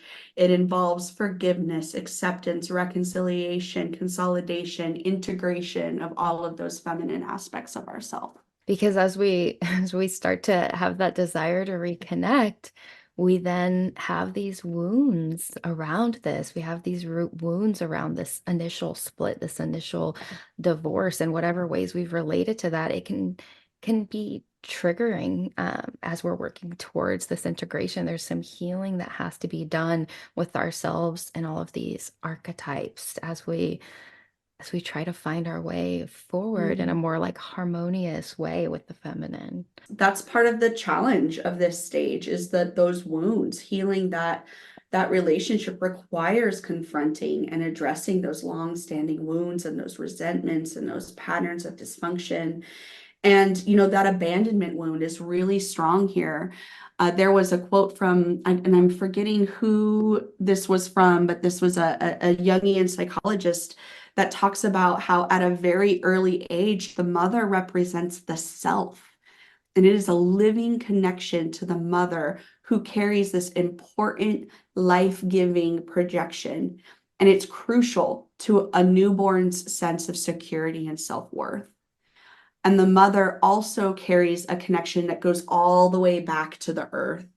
And so when there's been a damage to this fundamental primary relationship, the child's ego is turned prematurely back into itself and reduced to its own resources. And that's the beginning of the abandonment wound. We do not have a separate ego when we are this young. The mother is the self, and that's a big wound to turn towards. And it's something that requires our confronting during this stage. That's such a powerful quotation from the book and really highlights that wound that we talked about like being a father's daughter, and in this stage a lot of that mother-daughter stuff comes up regardless of h- whether you had a physical mother present or a mother figure present in your life or you had these other archetypal mother figures. I think this abandonment is something that all of us experience at some level in some way. The places where the containers that have held us were not healed. They were wounded themselves. And so then when our needs weren't met, we have that abandonment and that rejection, and we internalize that and we make ourselves feel in some way less than, or we might turn to anger. I know when I was working through like the mother daughter split stuff, I had to do a lot of work around my relationship with my mother. I was raised by a single mother who had lost her husband to suicide, who had lost her mother within a very quick time frame around that. And that was like the entryway into my childhood. I was really young when my mother had these fundamental losses and didn't have containers for herself. And so when I was working through this, I had a lot of anger for my unmet needs and the ways that I felt like I showed up to try to help the family unit, or to even care for her. Like you see your mother figure hurting and you want to offer compassion, but there's a there's not clarity in the roles, right? Mhm. And so you have to work through that stuff here to get to some reconciliation. And for me, part of that was learning to see my mother as fully separate from her role as my mother, to see her as the strong, Mhm. resilient, wounded woman who was not supported and who's a miracle that's still standing, like had to see through her eyes the struggles that she went through and the ways she navigated and the beauty she was able to create, even with a lack of tools and resources and support and community. Like really learn to appreciate and love her, and change that dynamic between us as I moved into adulthood. Because when I initially moved into like my older, years, 18, when I moved out of the house, there was a lot of anger and resentment still. So I do think if you have a physical mother or mother figure and there's some of this stuff that's getting activated, there's some really beautiful healing work you can do in those relationships. Mhm. I really appreciate your emphasis on separating your mother as a person from her role as your mother. And that was a really crucial part for me too, was that I needed to see my mom and accept her as she was in order to forgive her for not being the mother that I needed in some ways. To see her resilience, to see her trauma.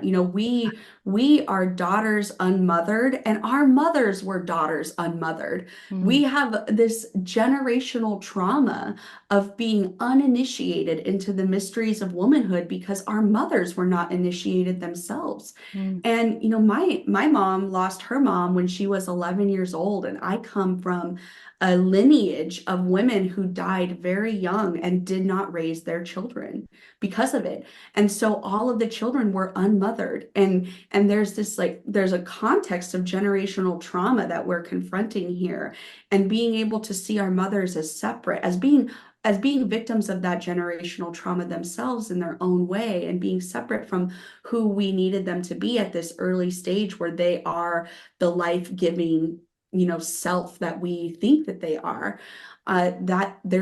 That's such a critical part of healing, and it's really hard for some people to be able to have that forgiveness and that separation. yeah, there's so much here.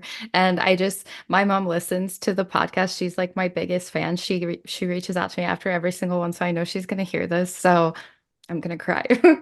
I love you, Mom, and thank you for all you did for me. I mean, I know a lot of other people are listening to this, but I know she's gonna hear it, and you're with us in this podcast, Mom. Oh, yes, she is. So is mine. When you were talking about seeing your mom as it's a miracle that she's alive. I literally thought of my mom too, because she has fought for her life and is a survivor, and she has made it, and she's now in her 50s, and she's happy, and she's married to someone who just loves and adores her, and she's like having everything that I'm just so grateful that she has all of that now. Mm, And I'm grateful for us, and I'm sure you feel the same way with you and your mom. I'm grateful for us both showing up to our work in the ways that we needed to, so that we could have this reconciliation, so that I yes. could see her as the woman that she is, and as the entire being with a whole life story who was also unmothered and traumatized. And I could just like love her and be in complete awe and reverence for the fact that she is alive, and she is still here and thriving and happy. Yes. And what's so powerful is that when we do this work with our own mother figures, we liberate them from some of the pressure that we put on them, because as adults we have this opportunity to mother ourselves, but if we're still clinging to these resentments and these expectations unmet, we don't allow ourselves the capacity to show ourselves that tenderness, and to mother our own inner child, and to be a part of our own integration in a really powerful way, because we're still clinging to these old stories and these past, events, our histories, and the way that we coded them in our minds. And so when we do this work with them, it allows us to do deeper work with ourselves. Mm. Oh, that's so beautiful. Shout out to the moms out there. Yeah. Gosh. This one's hitting me in my feels in like a whole different way than I expected. Is Mhm. there anything else that you want to share on the side of challenges before we talk about, just like the task of working through this?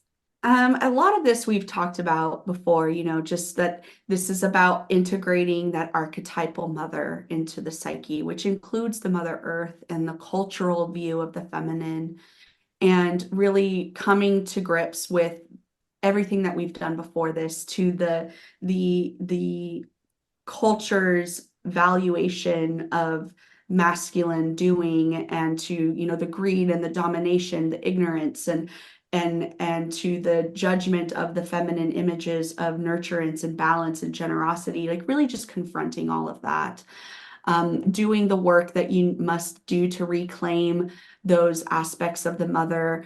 And if you've taken up the mother archetype, or your own physical personal mother, in a negative or destructive way, you're going to have more work to do when it comes Mm. to integrating the positive aspects of the feminine. And so just know that that's a part of it.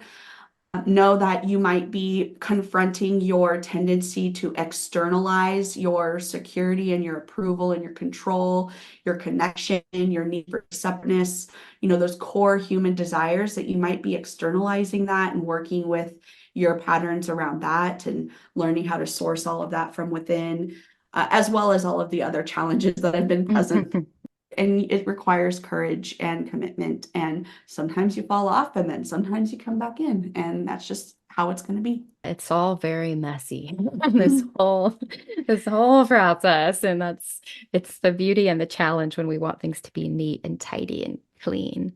Yeah, and that's part of building the stamina for the unknown, for the messiness, learning how to hold tension in your body and in your psyche. Like those are some of the core fundamental skills that are really going to support you through all of these stages is like learning how to be with yourself when you are falling apart. And yeah, that you're going to build some stamina in this space as you do this. Yeah, you'll be able to really hold some paradox. Yeah, exactly. Yeah.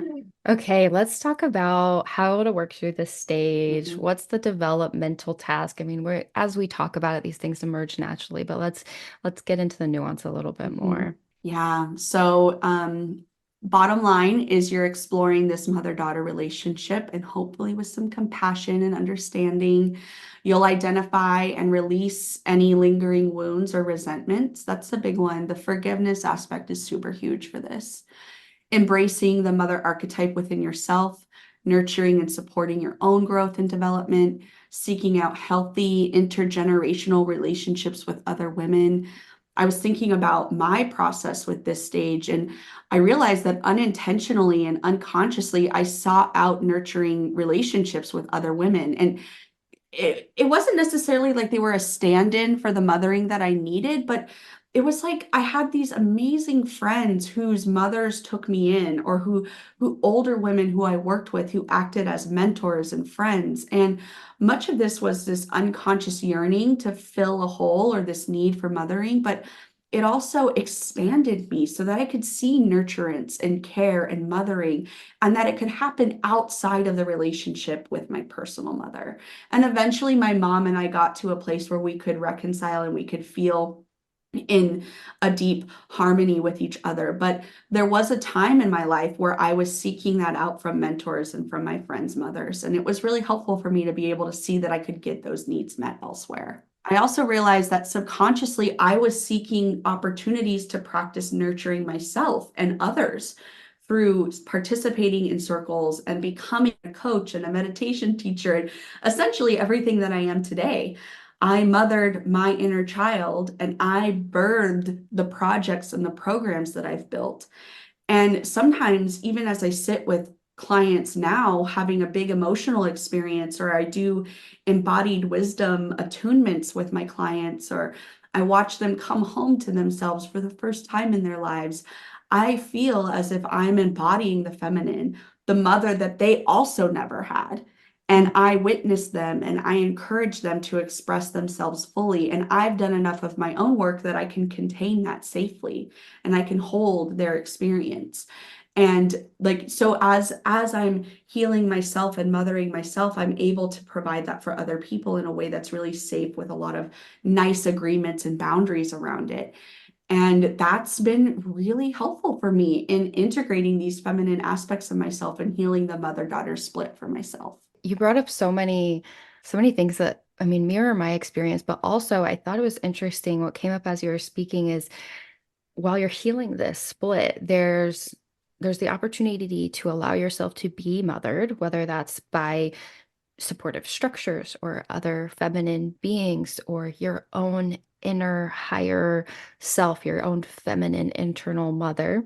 And then there's the opportunity to practice mothering and caring and nurturing those relationships around us, the earth itself, and these people in these spaces. So you get to do both. You get to practice being mothered and practice mothering. And neither of us have physical children. So I feel like those who are listening who are mothers in the very biological sense of the word, there's probably a whole other layer here that we aren't quite digging into because we don't have that lived Mhm. experience of bringing up a human child, of actually mothering day in and day out, and the identity pieces that you get to work through as you become a mother, and the way that that shifts and changes the dynamics and the healing and the challenges that women experience as they go through that. I know I've seen this in friends, but I don't want to speak to their experiences because I don't have this. But if you are a mother, I challenge you to like sit with what this means to you as you've done both mothering a child and allowing yourself to be cared for. And are you doing those in equal capacity? Are you allowing yourself to be mothered? Mm. Um, Beautifully said. And I'm glad you brought up that part about like us not having the lived experience as mothers, because I agree, we're probably not reaching into a deeper layer of feminine identity and, the whole cultural paradigm around motherhood and what that means for a person because we don't have that lived experience. So I'm glad that you named that and just acknowledge that there might be a gap here that we're not filling because we don't have that lived experience. yeah. Yeah, I will have to talk to some mothers, bring this conversation a layer deeper with people who have a different lived experience. Mhm. Um, the last thing I'll say just on this, just reflecting a little more on the ways that this showed up for me as I moved through and continue to move through. I'm still very much in this stage. Like I spend a lot of time here. Um, I mean, obviously there's what I spoke to already, the deepening the relationship with my mother, healing that real, relationship with her, learning to see and forgive and understand and celebrate her. But also, I've really immersed myself in the work of women, being exposed to the things that women are doing in the world, putting myself in spaces where other women are. I work with women exclusively in my coaching practice right now. I do work with companies and speaking events that are for everybody and accessible, but in my one-to-one coaching practice, I'm only working with women right now. My support network consists largely of women right now. I am in a chapter of my life where female relationships are huge. They're essential. Like that sisterhood is something I've really leaned into and trusted in a way that I was not able to, did not have the capacity to in my 20s when I still had a lot of these wounds that I was working through. So there's some really beautiful relationships that emerge from this stage. Likewise. I'm with you on that. One of the things that was really supportive to me when I was in my training to be a woman's circle facilitator, we did an exercise to help us confront the sisterhood shadow. And I just want to offer that to listeners here because I think that was a really important part of me being able to show up to the feminine relationships in my life with more integrity and with a place of healing because I, like others, have probably experienced some level of wounding around sisterhood and Mm, female relationships from my younger years. But one of the exercises that they had us do was we wrote down a list of every woman who either we betrayed or we felt betrayed us, and we just wrote out their names, and then to each of them we wrote a letter mm, about that experience, whatever it was, like and it was essentially either asking for forgiveness or forgiving them. And for every single person we wrote a letter, and then we were tasked with designing a ritual or a ceremony around that so that we could release that. And that was a really, really important part for me to confront all of the ways that I hurt feminine relationships in my life, that I mm, hurt my sisters and that I was hurt by them. And really acknowledging this like loop of trauma that we've all experienced, and then being able to let go of that, confront it, heal it, forgive it in a very safe and sacred ceremony or ritual container for myself. And so I want to offer that this is a really important part of healing that mother-daughter split, is healing the sisterhood shadow split as well. mm. Thank you for sharing that. I'm gonna have to engage in that practice. That sounds incredibly healing. And it's a perfect segue into just talking a little bit about the tools and practices that we can use. So that's obviously one thing that we can do as we're doing this healing work. Where else are some places that people can start if they're navigating this or when they're navigating this? Mhm. I'm a huge fan of internal family systems and parts work. So you can get to know your inner child, you can get to know your inner mother and all of the various faces that takes up inside of you. Voice dialogue, active imagination. There are many names for parts work, but parts work is a big fan. I'm a big fan of that, and using visualizations to support that, forgiveness exercises to help facilitate that healing and reconciliation within yourself and within the parts of you that wanted something from the mother, whether it's your personal mother or the archetypal mother that you didn't get. That was really supportive for me. There was a quote in this book that I just felt was so poignant to me right now, where she says, "A woman will search for her mother for her entire life." Mm. And my mom and I, my personal mother and I have reconciled. We have a great relationship, and still there are times where I long to just be held in the lap of the mother and to have her stroke my forehead and to make me a warm cup of soup and to tell me everything's going to be okay and Mm. I'm going to figure it out and all of that. And so there are ways that I've started to practice mothering myself in that way, in the morning when if I'm feeling a little anxious about, how whatever I'm working through at the moment and what I've got to do that day, I'll spend a few moments just literally rubbing my own forehead and imagining myself in the lap of the mother. And sometimes this is like my actual mom. Sometimes laying in the lap of the mother feels like I'm laying on a warm rock in a field somewhere. Mm. The lap of the mother can be as big as you want it to be, and just imagining myself like soothing and nurturing myself as I'm rubbing my forehead. And that's like meeting my own need for that comfort and that nurturance and, that acknowledgement that we're going to be searching for the mother our entire life. We long to be in that warm ambiotic sac where everything's taken care of for us and we can feel our mother's heartbeat and it's all safe and consistent and contained. And that's been a really important part of the practice for me is learning how to mother myself in those moments.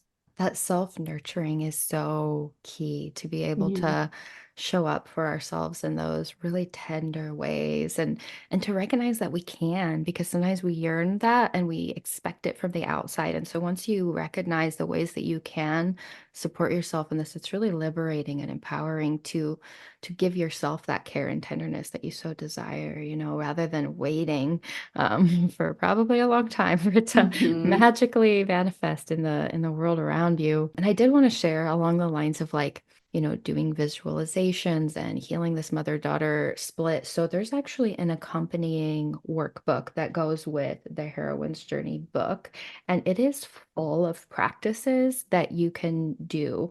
Like the whole thing is full, but one of the practices that was really powerful for me with this stage, and this kind of leans into generational healing as well, and the ancestral healing that's needed. But the meditation is it takes you back through the generations where you literally visualize and stand in first your own shoes, and then your mother's shoes, and then your grandmother's shoes, and then your great grandmother's shoes. And you go back so many generations and you visualize and you try to feel their experience and you try to understand the challenges and the strength and the wounding and the resilience, all of these complex, nuanced things based on the trajectory and time of what our ancestors as women had to experience.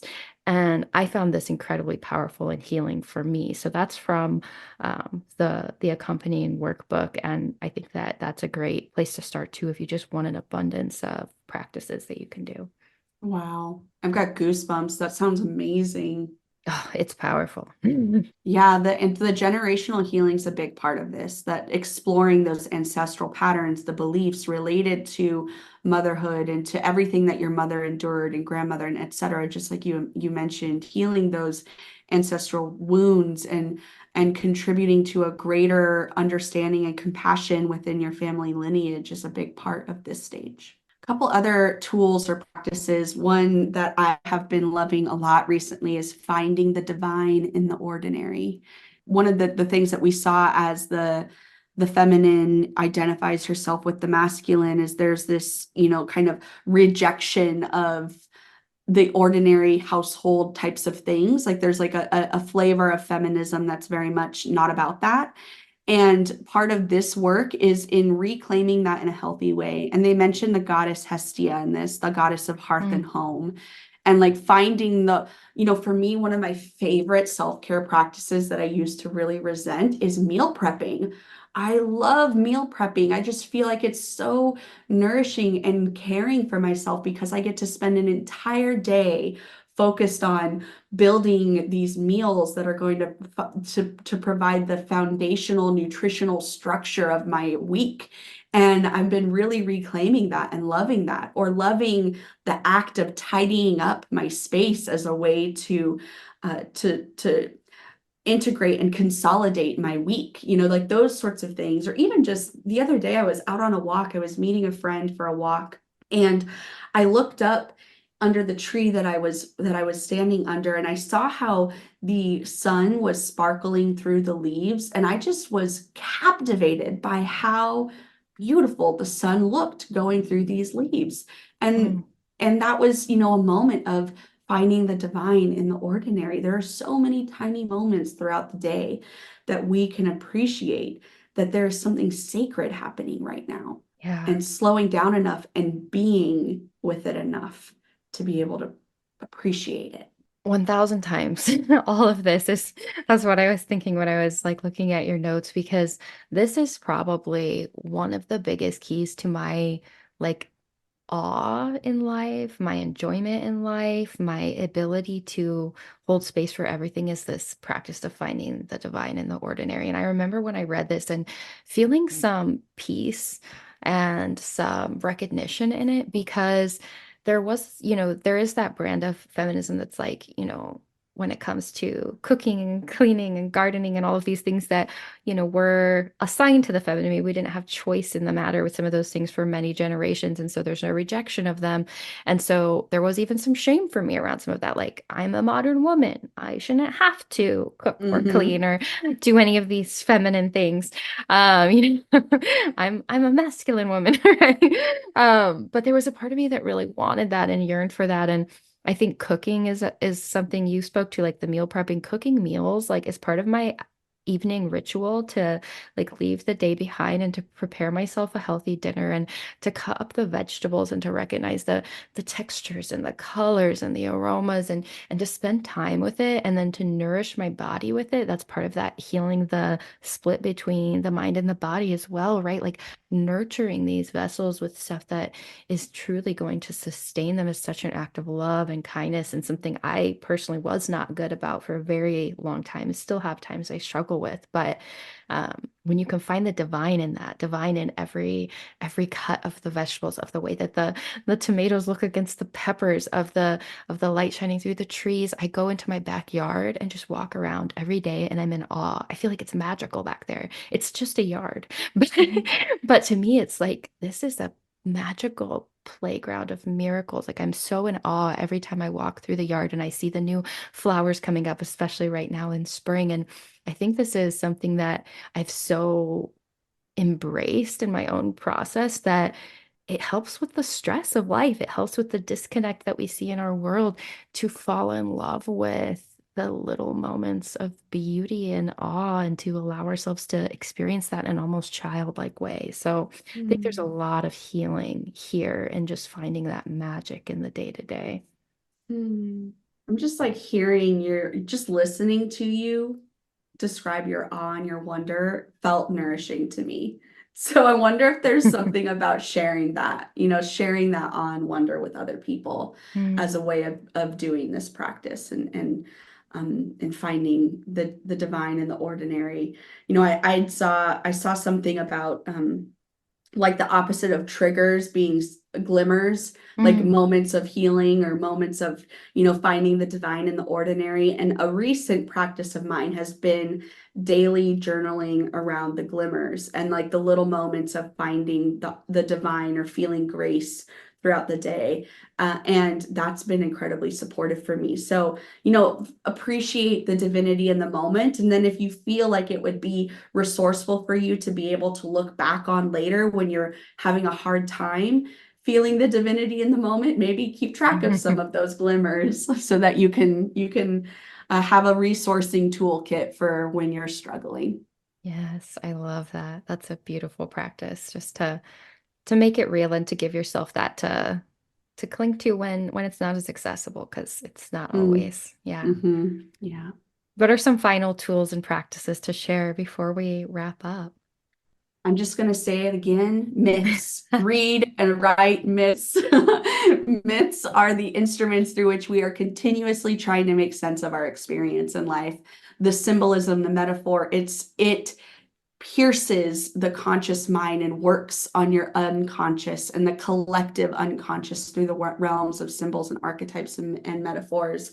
And this is such a supportive tool for you to be able to see yourself in the story arcs that we're reading. So, Mm, super huge fan of myths. And also, again, shadow work. And this is when you can start to play with the dark feminine. And for me, like the anger and the rage and all of like all those other faces of the dark feminine were really important for me at other points, but right now currently the dark feminine archetype that I'm working with is the mad woman, the mm, one who has gone crazy from being forced and assigned all of these roles and is like deeply questioning if she belongs in this world, or is so sick of questioning if she belongs in this world that she's just unhinged in her mm. madness. That's the archetype that I'm working with right now. And so I just want to acknowledge that I have shadow around madness and around, the if I were completely and authentically myself, would people think that I'm crazy? Mm. And that's, a big fear for me. And that's the edge that I'm currently working with, is madness and the mad woman. So yeah, find your dark feminine archetypes and your shadow archetypes, and start to like court them. You don't have to fully embrace them and go running off being mad, but court them like you would that inner child that you were starting to build a relationship with. Sit down next to her and just let her be mad in your presence and be crazy in your presence, and see if there's some truth to what her ramblings are all about, and see what you can find there.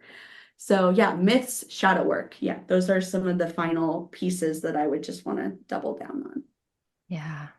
Wow.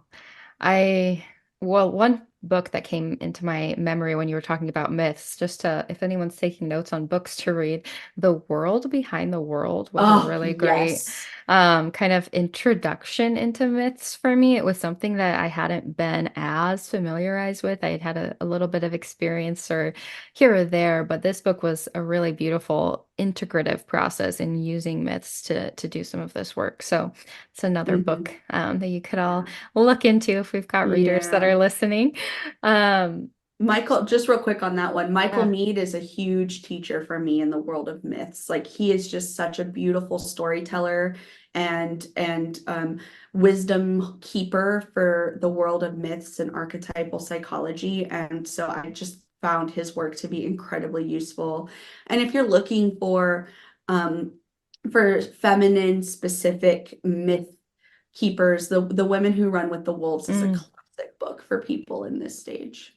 yes. Yeah. Oh, that's another beautiful one. Yeah. Okay, well, this has been such a journey. There's one more quote that I really want you to read because I think it's a perfect summary of this stage, and then we can, just share our final wishes before we sign off. Yeah. So in the book, Maureen talks about how this is the hardest stage for her because she's still working on healing her mother-daughter split. And she talks about how it's difficult to accept and cherish the mad woman within her mother, because then she will have to face the mad woman within herself. And if she takes back her mother the way that she is, then she has to come to terms with the fact that she can't make her mother love her the way that she wants to be loved. And so she's, dealing with all of this. And then during this exercise that she had of contacting her inner ally, she said that an eagle comes to her, and she asks the eagle what holds her back. And the eagle says, "Your resentment holds you back. Stop being resentful about lack, about what you didn't receive from your mother. It gives you excuses. Forgive your mother. Use the vision of an eagle to see beyond your personal loss, or else your feelings will become distorted. Mm. Don't be a mouse stuck looking at the end of your nose. What a So, powerful way to like capture everything we've been talking about, right? mhm. So, I think a good way to contemplate this is about where are you still holding on to your resentment? Where are you still blaming your mother for not giving you what you needed? And maybe finding where you can take responsibility for that and for forgiving her and for the healing that you need to do beyond that personal loss so that you can see the bigger picture of your life story and the nurturing, the ripening, the maturation that you are a part of right now, and to let yourself consciously participate in by forgiving her and bringing her back into yourself. That's the work. That's Mhm. beautiful summary. Oh my gosh, this has been such a healing journey for me. I feel like I've worked through things as we've talked, stuff that Likewise. I didn't even know some of this needed more attention, but it always does. It's been such an honor, so beautiful. It's always so hard to say goodbye because this is I know. so nurturing for my soul just having these conversations with you. I'm so grateful for you, for who you are and how you show up and the way that you just embrace all of this work with so much grace and so much bravery, and that we can have these conversations and share them. It's just such a gift. It's like so much pride and joy that I feel in being able to do this with you and share it with the world. And I'm feeling all the things right now. I've loved this so much. Do you have any final things you want to share with the listeners before we sign off? Just likewise. I mean, I'm incredibly grateful that you and I found each other when we did, because you have been such an important part of my own heroine's journey and the turns of the spiral that I've already been on and that I will continue to be on. And I just am so profoundly grateful for you and for every woman who played that role and who gave me the support and who contained my emotions with me and who gave me space to express and to feel. And this journey that we're on goes so, just like that final quote, it goes so far beyond our personal journey of loss and reclamation and self-discovery and healing and forgiveness and embodiment. This is an archetypal story. This is the life story of life itself. And this is our initiation into being the most embodied and authentic leaders that we can be, so that we can fully show up to life, so we can fully participate in what's unfolding, and we can co-create with the universe that which wants to come out of us. We are agents of evolution, and life is asking us to participate in it, and this is how we do it. So thank you for everyone who is a part of it. If you are in it and you're in the mess, just know that we see you. We've been there. We feel you. We are you. You are doing a good job. You are doing the work. You are showing up, and that's enough. Thank you. Thank you. Thank you. Thank you. Yes, you are not alone. We are here with you. I'll just echo Mm. that. And this is a shared journey. We are all on this journey together. We are healing together and we are healing each other through the work we're doing for ourselves. It's so much bigger and the ripples will go so much further than we can even imagine just by the mere act of listening and sharing this experience with us. We're all changed. We've collaborated and Mhm. created something just through this act of participation. So, oh, thank you all for being along with us on this journey. We still have one more episode to go, so there's a little bit more yet to come. We'll wrap up the series on the next episode. And I just want to encourage anyone that's listened to find at least one thing. One thing. I know it was a lot. We covered a lot of ground, but find one tool, one practice that called to you, that when you heard it, you felt something that told you you need that, or that that's missing for you, or that was interesting to you, and run with it. Like practice it, be with it, spend time with it, make it real for you. Like do this work. Join us in this process, integrate, heal, allow, be. We're here alongside you. We love you. I love you, Emily. Mm. Thank you all so much. Take care of yourselves out there, and I will talk to you next time. Bye. Bye.